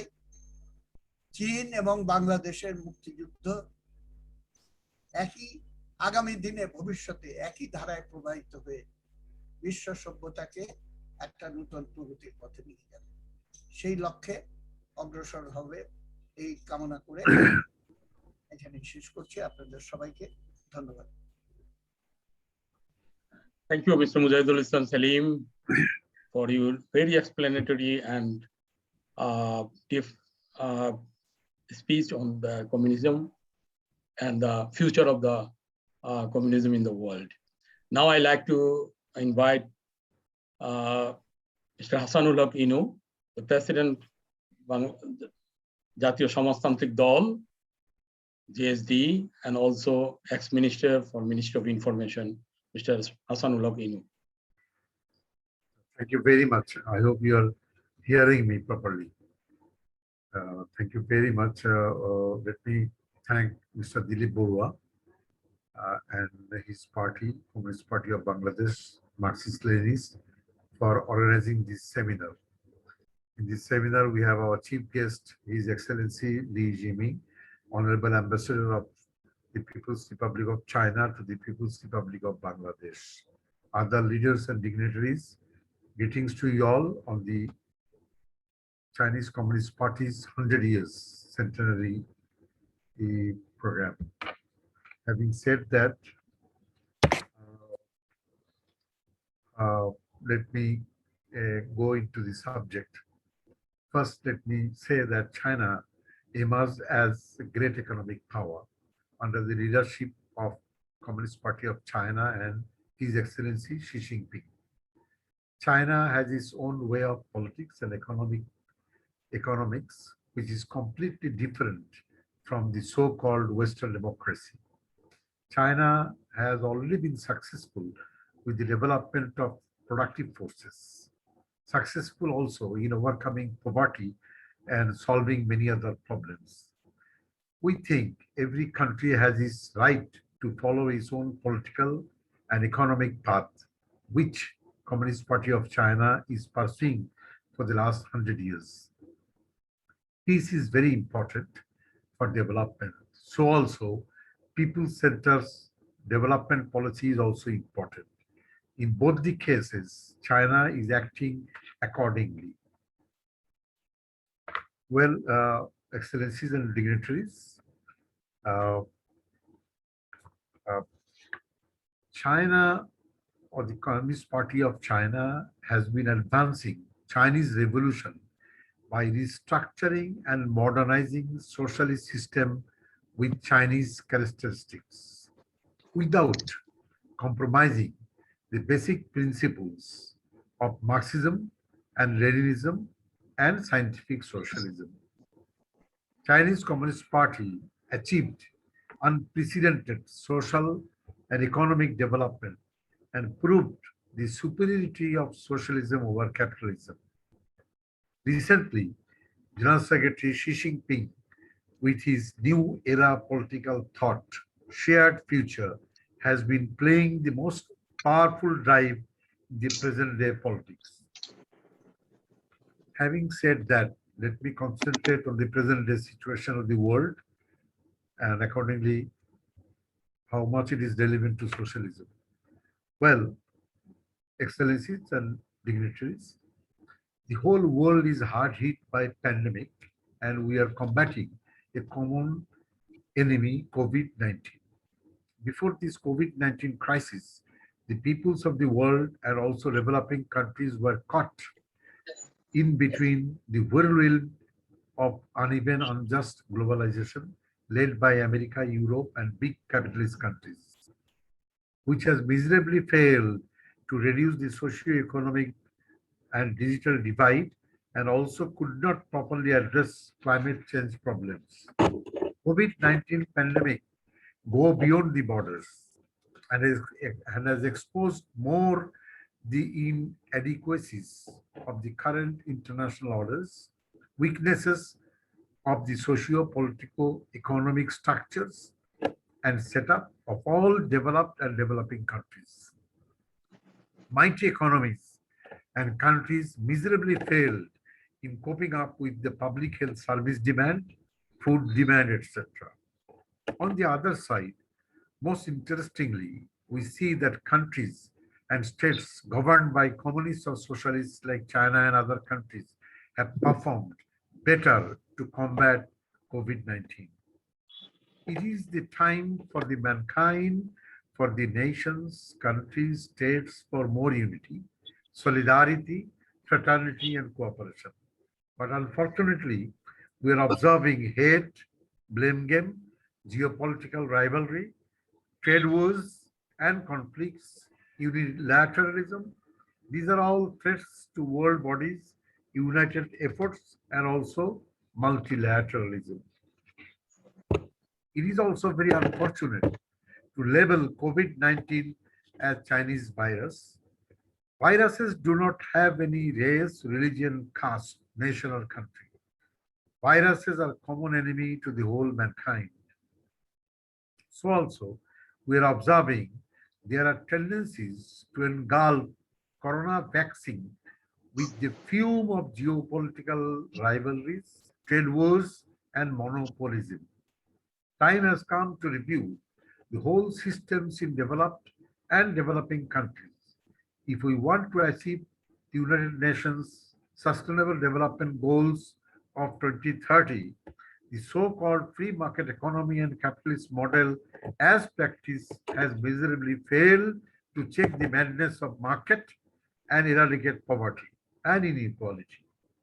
We must go for a paradigm shift from the free market economy and capitalism towards a socialistic roadmap to develop economies in light of socialism. For that, we need to develop a system where the role of the state is to be redefined and to be coordinated with the social needs, market forces, and private entrepreneurs. A four-dimensional coordinated approach for economic management and planning. Ladies and gentlemen, immediately we need to declare universal healthcare services, universal food security system, universal social security system, universal education system, and lastly, right to internet as basic human rights, so that the state has a compulsion to ensure the 5 basic human rights along with the freedom of speech. Access to vaccine is a basic human rights of the mankind. So research, manufacturing, marketing be kept above trade wars, geopolitical rivalries, conflicts, and monopolies. At this point, we need to stress on united efforts, strengthening world bodies, and cooperation is needed between the communist, socialist, left parties to meet effectively the global, regional, national challenges, and also to develop a own path towards socialism in light of the teachings of Marxism, that is concrete analysis of the concrete situation. We think historic mission of socialism is the abolition of exploitation, repression, and ecological destruction. It is thus socialism is superior over capitalism. Let us place mankind over everything. So let us put forward people first before power, politics, and profit, and move ahead on the path of peace, development, and cooperation, fraternity, holding high the flag of socialism. Long live communist and socialist fraternity. Joy Bangla. Thank you very much. Thank you, sir, for your nice speech. Now I like to request Dr. Abdul Moin Khan, a president member, BNP, Bangladesh Nationalist Party. Dr. Abdul Moin Khan. Sir, please unmute your microphone. Okay. Thank you very much. Mr. President, Honorable Dilip Barua, today's chief guest, His Excellency Mr. Li Jiming, the Ambassador for the People's Republic of China in Bangladesh, distinguished speakers and guests, honorable members of the Communist Party of Bangladesh, Marxist-Leninist, as well as all other communist parties in Bangladesh. It's a great honor for me to be able to come here and say a few words on this great occasion of the 100 years of the Communist Party of China, which is being celebrated. A solemn occasion, a historic occasion. And here in Bangladesh, we are also celebrating the same. Why? Because we in Bangladesh believe in the basic concept of the welfare of the people. The basic concept on which the Communist Party of China had been built for 100 years. The basic concept on which the country and the great nation of China has been built, the new China, since 1949, after the long struggle, the Communist Party of China being established on the 1st of July in 1921, and henceforth led by Mao Zedong and the subsequent leaders, and right now by His Excellency President Xi Jinping.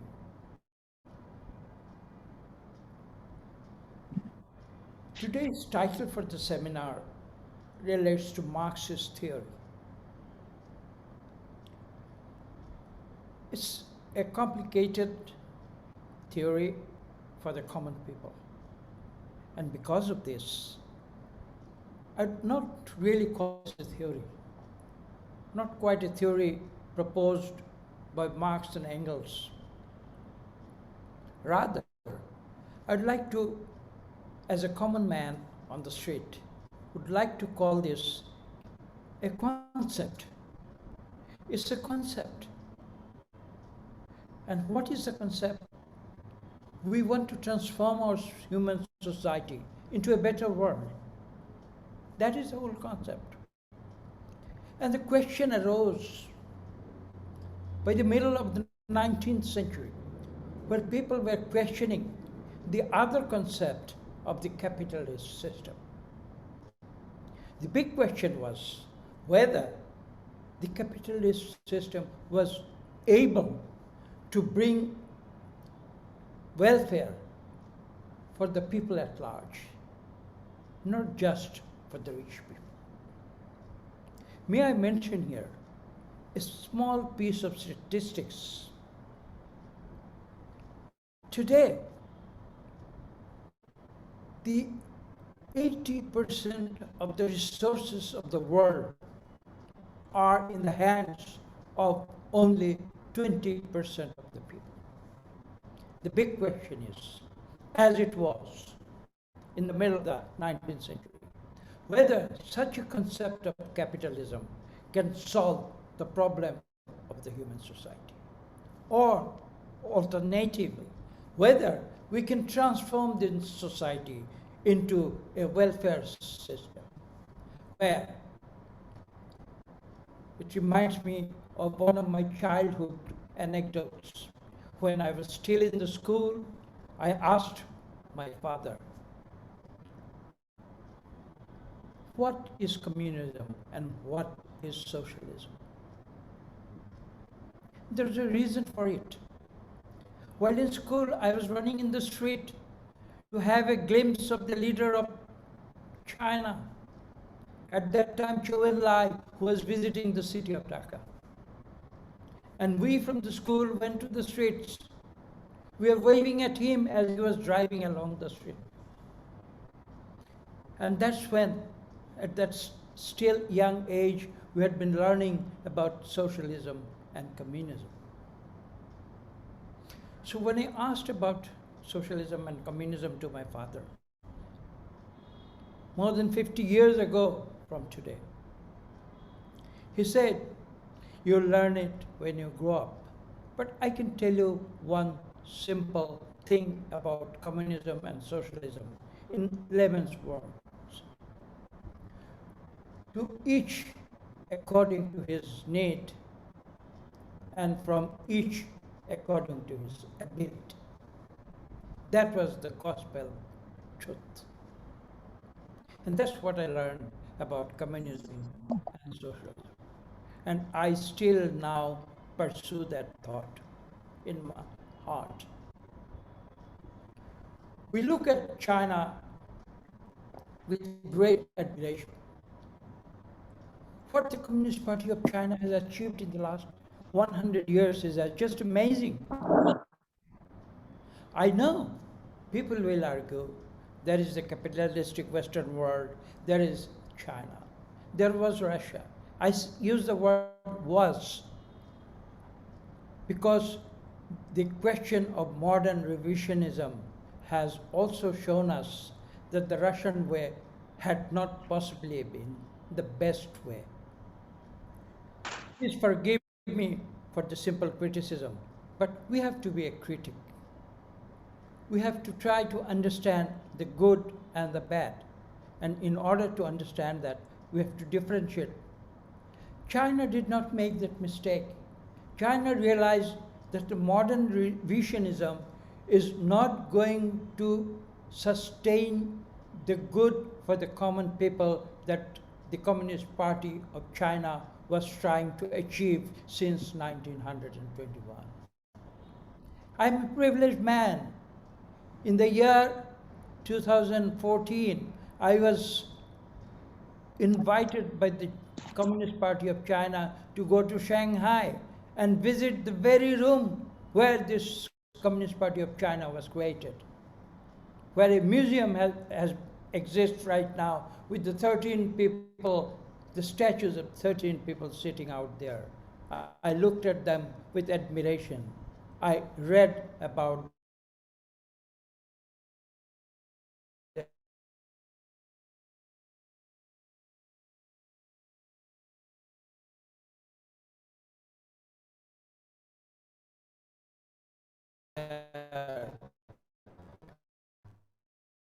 concepts with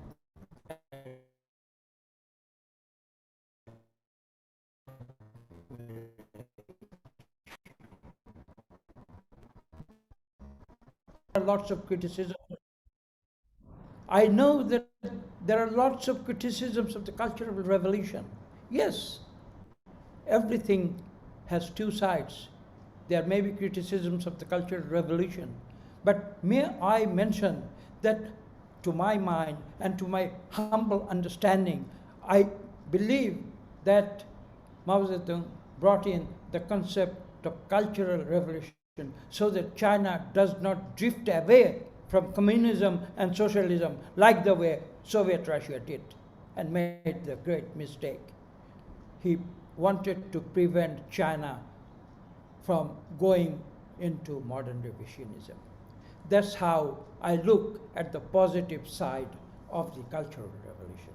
Yes, I know that there may be some criticisms of Cultural Revolution, but we have to see everything in the context of that time.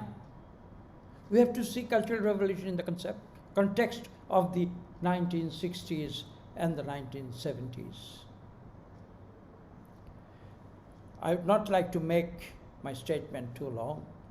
All I would say that the Chinese pace of development, economy, and that pace of development of economy has become successful because of the Chinese pace of development in technology. I remember the day when the first Chinese went into space, when the first satellite went into space, and from the States, from the space, that music came, and I was still a student in England at that time, and I was listening to that music. The music was "The East is Red." I still remember that to this day. I still follow the development of the supercomputers in China. This is what China achieved in technology and which led to their achievement in the field of economy. Yes, there is politics in China, but that politics is geared towards human welfare, not only inside China, but around the world. The kind of investment China has made in Africa, the kind of investment China has made in Asia, in particular Bangladesh, has led to enormous help for the poor in the country. The whole concept is just one concept of Marxism. And I would like to conclude again by repeating the fact that China is aspiring to transform this human society into a better world. Thank you very much. Thank you very much. Thank you, sir, for your excellent speech. Now, I'd like to invite His Excellency, Mr. Li Ziming, to give his speech on this occasion. And I'd like to thank all the participants for your participation, especially Mr. Dilip Borua, who invited all of you and me, give me a chance to moderate this event. I am grateful to have all of you with us. Now, I'd like to invite Mr. Li Ziming, His Excellency Ambassador of China to Bangladesh. Sir, Li Ziming. Well, thank you very much, Mr. Chair. Mr. Dilip Borua, General Secretary of the Communist Party of Bangladesh, Marxist and Leninist, and the chairperson of Bangladesh-China Silk Road Forum. His Excellency, Mr. Salim, President of the Communist Party of Bangladesh, His Excellency Mr. Muzaffar Hussain Partu, Honorable Advisory Council Member of Bangladesh Awami League, and His Excellency Mr. Hassan Haq Inu, President of Jadya Samajatantric Dal, and of course, His Excellency Dr. Abdul Moyen Khan, Presidium Member of Bangladesh Nationalist Party. And our comrades, distinguished guests, and ladies and gentlemen, good morning. It gives me a great pleasure to attend this webinar in such an important occasion, just after the celebration of the 100 years anniversary of the founding of the CPC. And I heartily thank all the esteemed guests, speakers, and for your insightful and very impressive remarks you made just now. And I think this webinar also bears very, very important theme. You see, as a component of modern society, a political party usually represents the interest of a portion of the people and works for their well-being. It also wins the support of those people for this reason. But Marxist political parties is different. They work for the well-being of the vast majority, even for the human progress, the whole human progress.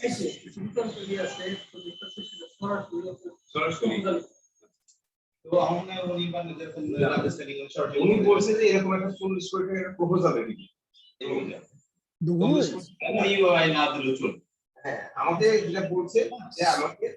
and angers manifesto code prove what I just did. It writes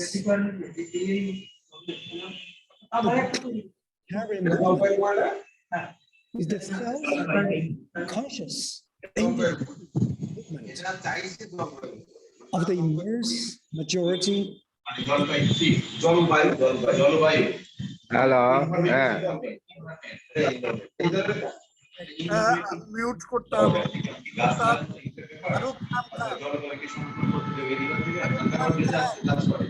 mute করেন নিজের আওয়াজ আসছে হ্যাঁ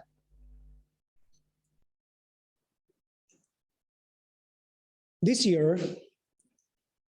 marks the 100th anniversary of the Communist Party of China, which probably the biggest Marxist political party in the world. And over the past 100 years, the CPC has remained committed to its original inspiration of pursuing the people's well-being. Under the leadership of the Chinese Communist Party, the Chinese people have gone through regain dignity for the nation and to become prosperous and strong.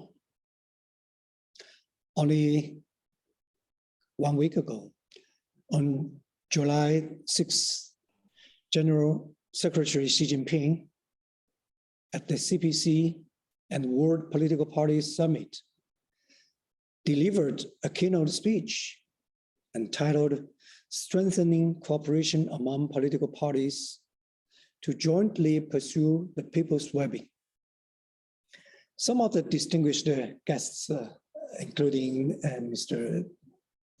Bulwa, attended this very important meeting. And I think during his speech, General Secretary Xi Jinping emphasized that the political parties as an important force behind human progress need to set the right course forward and shoulder their historical responsibilities to ensure the people's well-being and pursue human progress. I would like to take this opportunity to share my views about CPC's practices or experiences on pursuing the people's well-being in China and the current era. And this has not only delivered benefits to the Chinese people, but also contributed to the international community. To pursue the people's well-being, we should improve people's living standards. A better life is the most important issue that concerns the people the most.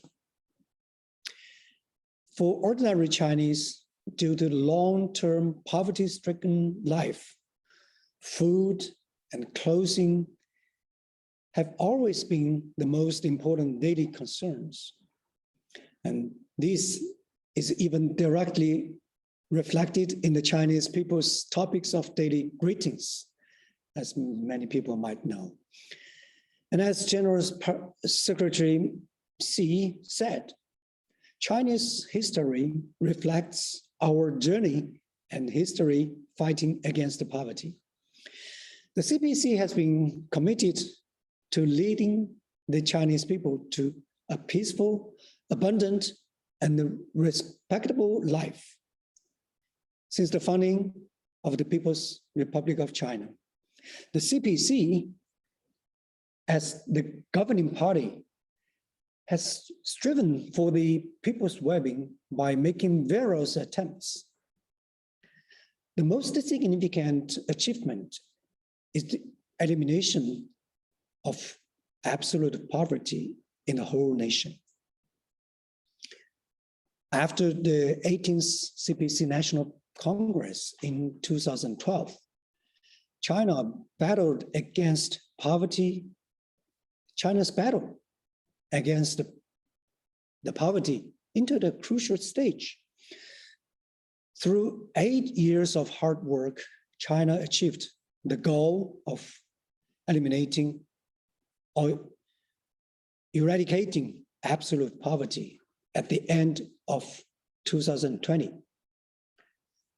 Based on these achievements, on July the 1st, about 2 weeks ago, President Xi solemnly announced that China has completed the goal of building a moderately prosperous society in all respects, which received applause and cheers from tens of thousands of audience presented at that time at the celebration ceremony of the anniversary of the Communist Party of China in Tiananmen Square. At present, Chinese people are on the road of enjoying the happy life they have been looking forward to for thousands of years. China's success means that we have not only brought about a historical resolution to the problem of absolute poverty in China, but also contributes greatly to global poverty reduction. According to the World Bank's International Poverty Standard, more than 770 million of China's rural population living below the current poverty line have been raised from the poverty since reform and opening up in China, which accounting for more than 70% of the global total over the same period. Gentlemen, to pursue the people's well-being, we should safeguard people's lives and health. As an old Chinese saying goes, with the skin gone, to what can the hair attach itself? By the same token, life and health is the primary indicator of people's well-being. That is for sure. China contained the pandemic following the principle that nothing is more precious than people's lives. In the early stage of the epidemic, as the cases of infection soared, China put the people's health first, people's lives first. The best doctors and nurses were rapidly dispatched to the front line to fight against the virus in Wuhan and Hubei province. And I saw a TV report last year. The news says that a 70-year-old patient was saved thanks to intensive treatment and care by more than 10 medical workers over a period of several weeks. And of course, the cost of this treatment was fully covered by the government, which is unimaginable and unaffordable for a normal family. We have a lot of these kind of examples, cases. Very old aged people and very young kids are treated and at the cost of the government covered. At present, over 1.4 million doses of COVID-19 vaccines have been administered in China. And it was 2 days ago, 1.4 billion.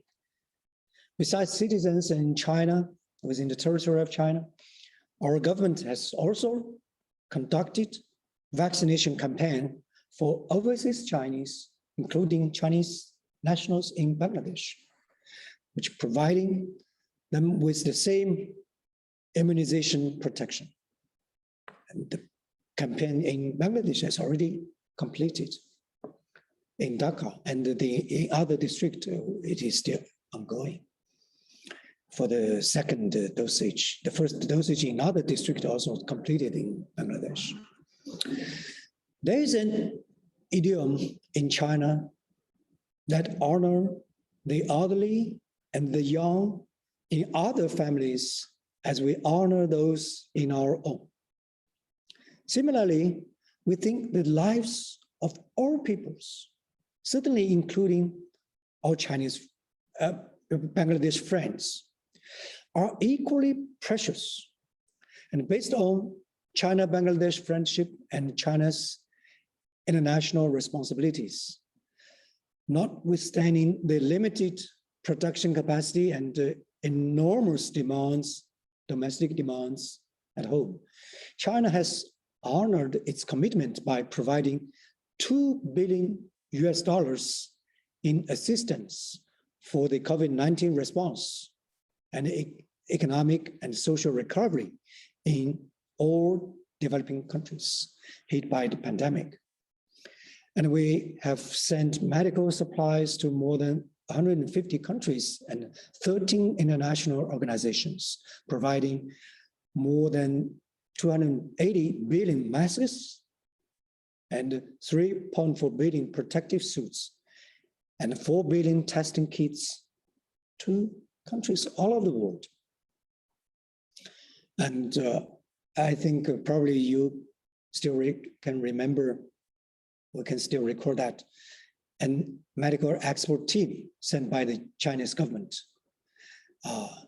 was here in June 2020 to help Bangladesh to fight against the virus. And up to today, I believe this is the only foreign medical export team of this kind to Bangladesh. And to follow the commitment that made making vaccine a global public good, which is a commitment made by President Xi or General Secretary Xi Jinping. We have provided 500 million doses of vaccines to more than 100 countries and international organizations in urgent need, and export vaccines to nearly 50 countries. Just 2 weeks ago, the first batch of 2 million doses of Sinopharm vaccine, which is commercially purchased by Bangladesh, arrived in Dhaka. And the third batch of 1 million doses as gift will also arrive very soon to Bangladesh, which will make the total amount of gift vaccines from China to Bangladesh at a total amount of 2.1 million. And I'm sure some more will come. Gentlemen, to pursue the people's well-being, we should ensure social prosperity and development. The well-being of the people must be guaranteed by the material foundation, and all parties need to set prompt economic development as an important task. Since the founding of New China, especially since the reform and opening up, China has been committed to the development of productive forces. After successfully contain the spread of COVID-19, China became the world's only major economy to achieve growth in 2020, with the GDP reaching a new level of 15 trillion US dollars and the per capita GDP over 10,000 US dollars. This ensures the same level of life quality of the Chinese people before and after the pandemic. The continuous development of Chinese economy has also played an indispensable role in the global growth. Over the past year, China has been a major stabilizer and engine of the world economic growth, contributing more than 30% of the global economic growth on average every year, and ranking the first in the world. The World Bank report praised its forecast for global economic growth to 5.6% this year, a projection was made by the World Bank. And with China contributing more than a quarter. Based on the current stage and the conditions of development in China, and with full consideration given to economic globalization and changes in the external environment, we foster a new development paradigm, which is that with domestic circulations as the mainstay and domestic and international circulations reinforcing each other. This is what we call the new development paradigm, which will surely benefit the recovery of not only the Chinese economy, but also the global economy. Gentlemen, to pursue the people's well-being, we should build a clean and beautiful world. The people's happiness comes from a harmonious relation between man and nature. It is obvious that a sound ecological environment is the most universal benefit to people's lives. Within a poor natural environment will surely affect people's life quality. General Secretary Xi used to stress that lucid waters and lush mountains are invaluable assets. Honorable Prime Minister Sheikh Hasina also called for the collective response of the international community on climate change on many occasions. Therefore, we should strictly comply with the objective and principles laid out in the UN Framework Convention on Climate Change, or UNFCCC, and its Paris Agreement, and strive to deliver the 2030 Agenda for Sustainable Development.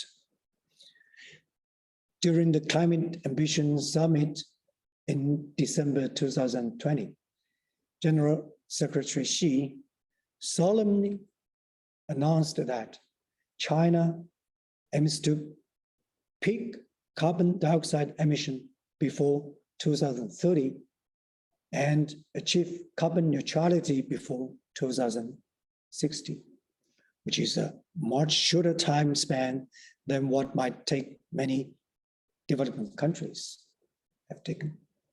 China wants to call on the world to take actions to tackle climate change through its own practices. Gentlemen, to pursue the people's well-being, we should improving the global governance system. With the deepening of economic globalization, countries are increasingly connected with each other, and the world has become a community with a shared future. Promoting the global governance system more effectively and more efficiently is an important precondition for the sound and peaceful development of the world. China's development also depends on it. To make it happen, China has been contributing Chinese wisdom, ideas, and approaches to the reform and the development of the global governance system. China is a staunch supporter of multilateralism and committed to the UN-centered international system and an international order underpinned by international law. China's vision on the international order and the global governance, as well as the new concept of security and development, and the concept on human rights, ecological preservation, and civilization, stress consultation on the basis of equality. With these characteristics, the global public good offered by China, like the Belt and Road Initiative, or BRI, Asian Infrastructure Investment Bank, and the Silk Road Fund, and so on, are very popular among international community now.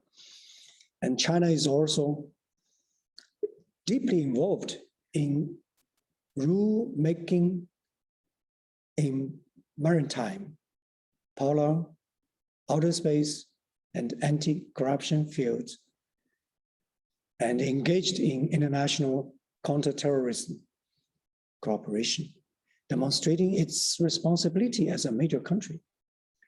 China will continue to strengthen the good relations with all developing countries all over the world, and to build a cooperation network among developing countries in the global governance system.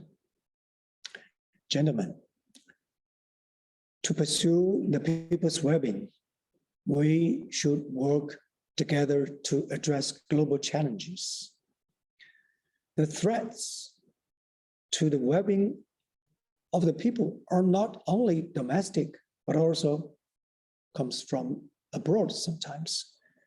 No country can keep itself away from those global challenges. No global problem such as the pandemic or climate change can be solved by any single country in this world. There must be global action, global response, and global cooperation, which can unite countries to address the global challenges more effectively. Unfortunately, some countries used multilateralism as pretext for acts of unilateralism. I would like to share with you a counterexample of multilateralism. Although China has received a WHO export twice in Wuhan, and the authoritative report has already made a very clear conclusion that the lab leak of coronavirus from Wuhan Institute of Virology is, I quote, extremely unlikely. A small number of countries are still hyping up again the tone of lab leak hypothesis of the virus, and saying that China is engaged in systematic cover-up designed to avoid culpability for its mishandling of the pandemic. This is absolutely a political manipulation and totally driven by ill intentions, which will hinder the process of study of the virus origin. Similar conditions also happen in Xinjiang issue. As I have pointed out many times in other occasions, issues related to Xinjiang are not about human rights or religious freedom as portrayed by the West, but about fighting terrorism and defending sovereignty and territorial integrity of China. There is no so-called forced labor and genocide, which has been admitted extensively by the international community. Such accusations are obviously fabricated by the Western countries, especially US, to contain China's development. Not long ago, maybe you have also noticed, there's a video of Lawrence Wilkerson, a former chief of staff to US Secretary of State, calling power, spread extensively on the social media. In the video, Mr. Wilkerson said, if the CIA wanted to destabilize China, that would be the best way to form unrest and use Uyghurs in putting pressure on China internally rather than from outside. This video shows why the US colludes with its allies, making groundless rumors against China and making rumors about Xinjiang and the Uyghur people. I want to take this opportunity to reiterate that Cold War mentality and geopolitical calculation won't serve fighting terrorism. It would only disrupt international cooperation on that course. To prevent the world falling into the trap of unilateralism, countries around the world should work together with China to firmly uphold multilateralism and make our world united and harmonious. And I hope distinguished guests in this webinar can make contributions to that. Gentlemen, to pursue the people's well-being, we should jointly build a community with a shared future for mankind.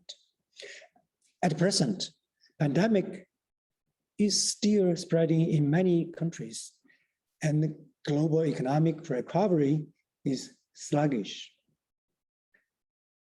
Armed conflicts occur from time to time. Cold War mentality and power politics still exist, and non-conventional security threats, particularly terrorism, refugees crisis, including a Rohingya refugee crisis, and climate change are spreading. We, mankind, need a set of effective solutions. Vision guides action and the direction. Determines the future. And China's proposition is building a community of shared future for mankind and achieve shared and win-win development.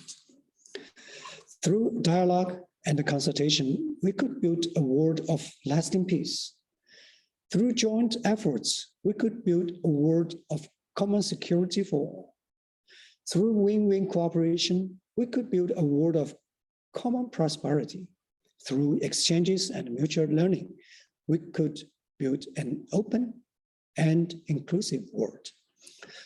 Through pursuing green and lower carbon development, we could make our world clean and beautiful. Many countries have admitted this vision, and the most vivid example is that through the platform of BRI, the majority of the participating countries, including Bangladesh, which the total number is more than 140 now, have been benefited by a variety of mega infrastructure project cooperation. I believe more and more countries will adopt this vision and jump on board BRI and work with China for a bright future and the people's well-being. For all those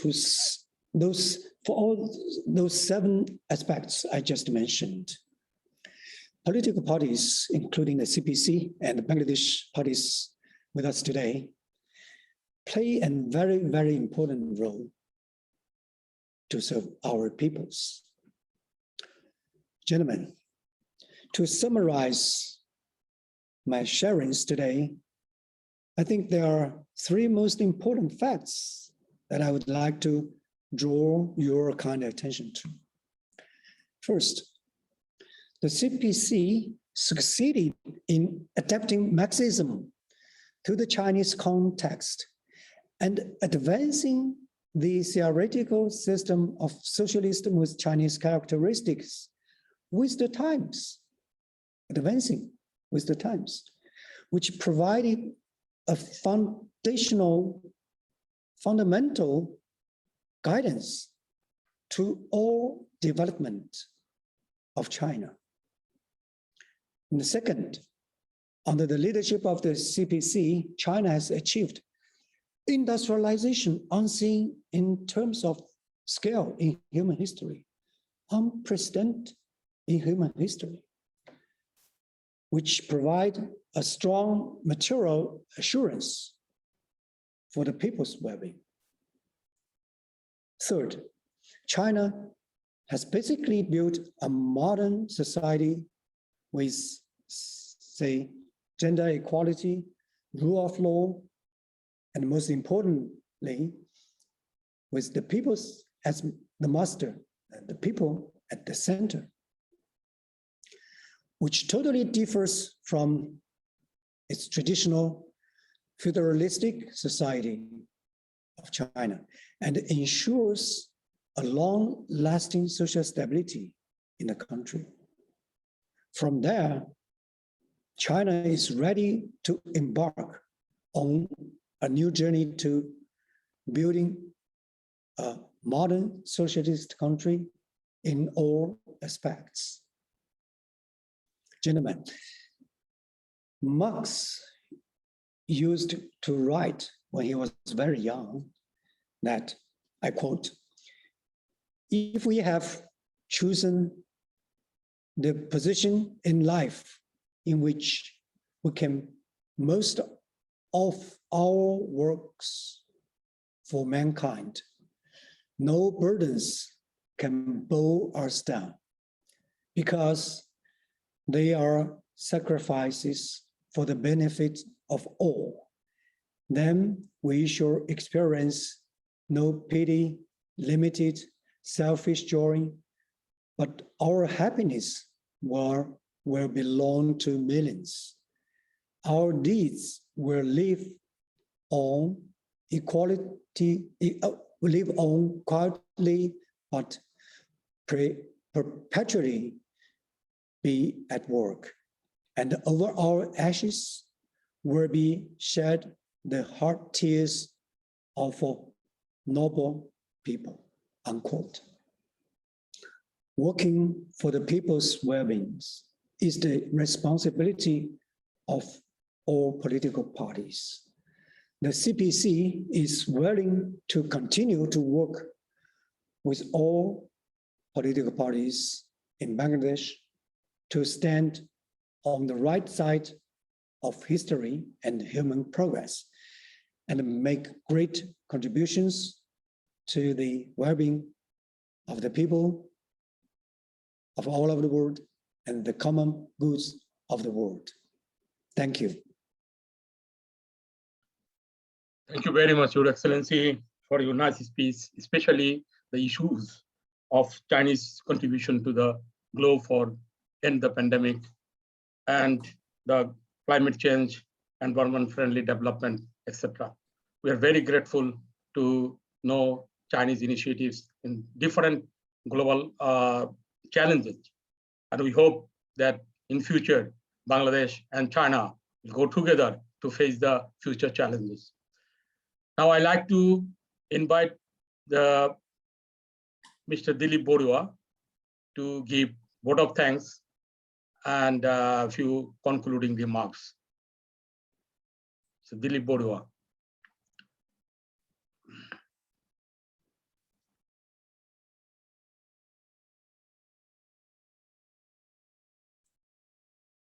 Please unmute, sir. Sir, you are muted. Sir, you are muted. Please unmute.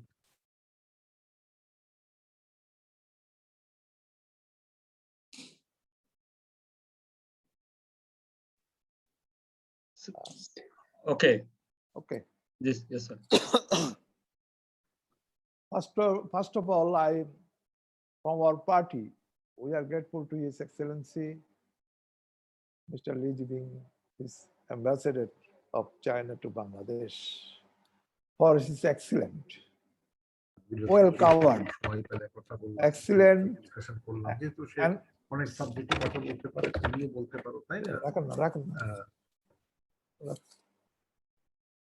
is grateful to His Excellency Ambassador for his excellent, well-covered speeches.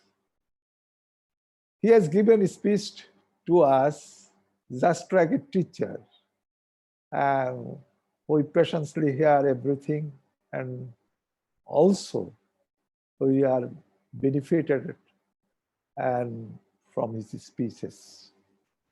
We can assure you, CPC, Bangladesh political parties will stand for just cause, for human civilization, for welfare of the people. So, in this way, the Chinese people and Bangladeshi people will be united, and both Bangladeshi people and China, they have a common enemy, that means imperialism. Imperialism, they have a common enemy. So, and terrorism is a common enemy, and fundamentalism is a common enemy. We are stand by this Chinese. We are stand by the Chinese stand regarding Xinjiang, regarding Hong Kong, regarding Taiwanese, regarding Tibet. We are saying these four regions are the integral part of China. So Western countries, they will try to create unstable internally and had taken two issues, especially Xinjiang and Hong Kong. With the Bangladeshi people, we are with the Chinese people, Chinese government, and CPC to uphold the interest of the Chinese sovereignty. At the same time, we are also those including, we appreciate our BNP leaders, Moin Khan. We are in the same department of physics. So I want to say that he is from BNP, and I want to say Amade Poltu Bhai, Muzaffar Osman Moltu is from Awami League. But both of them, they also afford the just causes for human salvations. And they promote the Marxism, the only solution they can afford the interest of the common people and new civilizations of the world. So I think this seminar and Comrade Mujahid Islam Selim and Mr. Hassan Olokino, Mr. Muzaffar Hossain Poltu, and Professor Aman Akash, and Mr. Kamaluddin, our party leaders, all of them, they have contributed much to enhance the communist movement and interpret our topics in so many ways for the welfare of the people of Bangladesh as well as the Chinese. At the same time, we think communism or the Marxism is the only solution. Proper interpretation is the only solution to implement this proper interpretation for human salvation in our country. Without this philosophy, people will not be able to get the freedom for exploitation. So for patient sharing, I always, from my party, I always congratulate you and thank you very much. In this way, I end this discussion meeting. Long live socialism, long live Communist Party of China, and friendship between Communist Party of China and Communist Party of Bangladesh, Marxist-Leninist. Long live socialism. Thank you very much. Thank you very much. We are at the end of this discussion. Thank you all for cooperating with me to nicely conclude in this seminar. I hope in future we'll see each other with another issues of global development and global peace and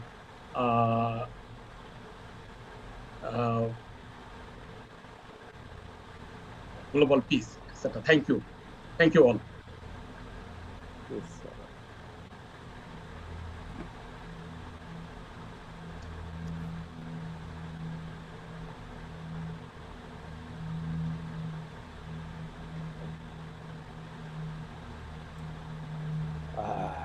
Yes, still on session.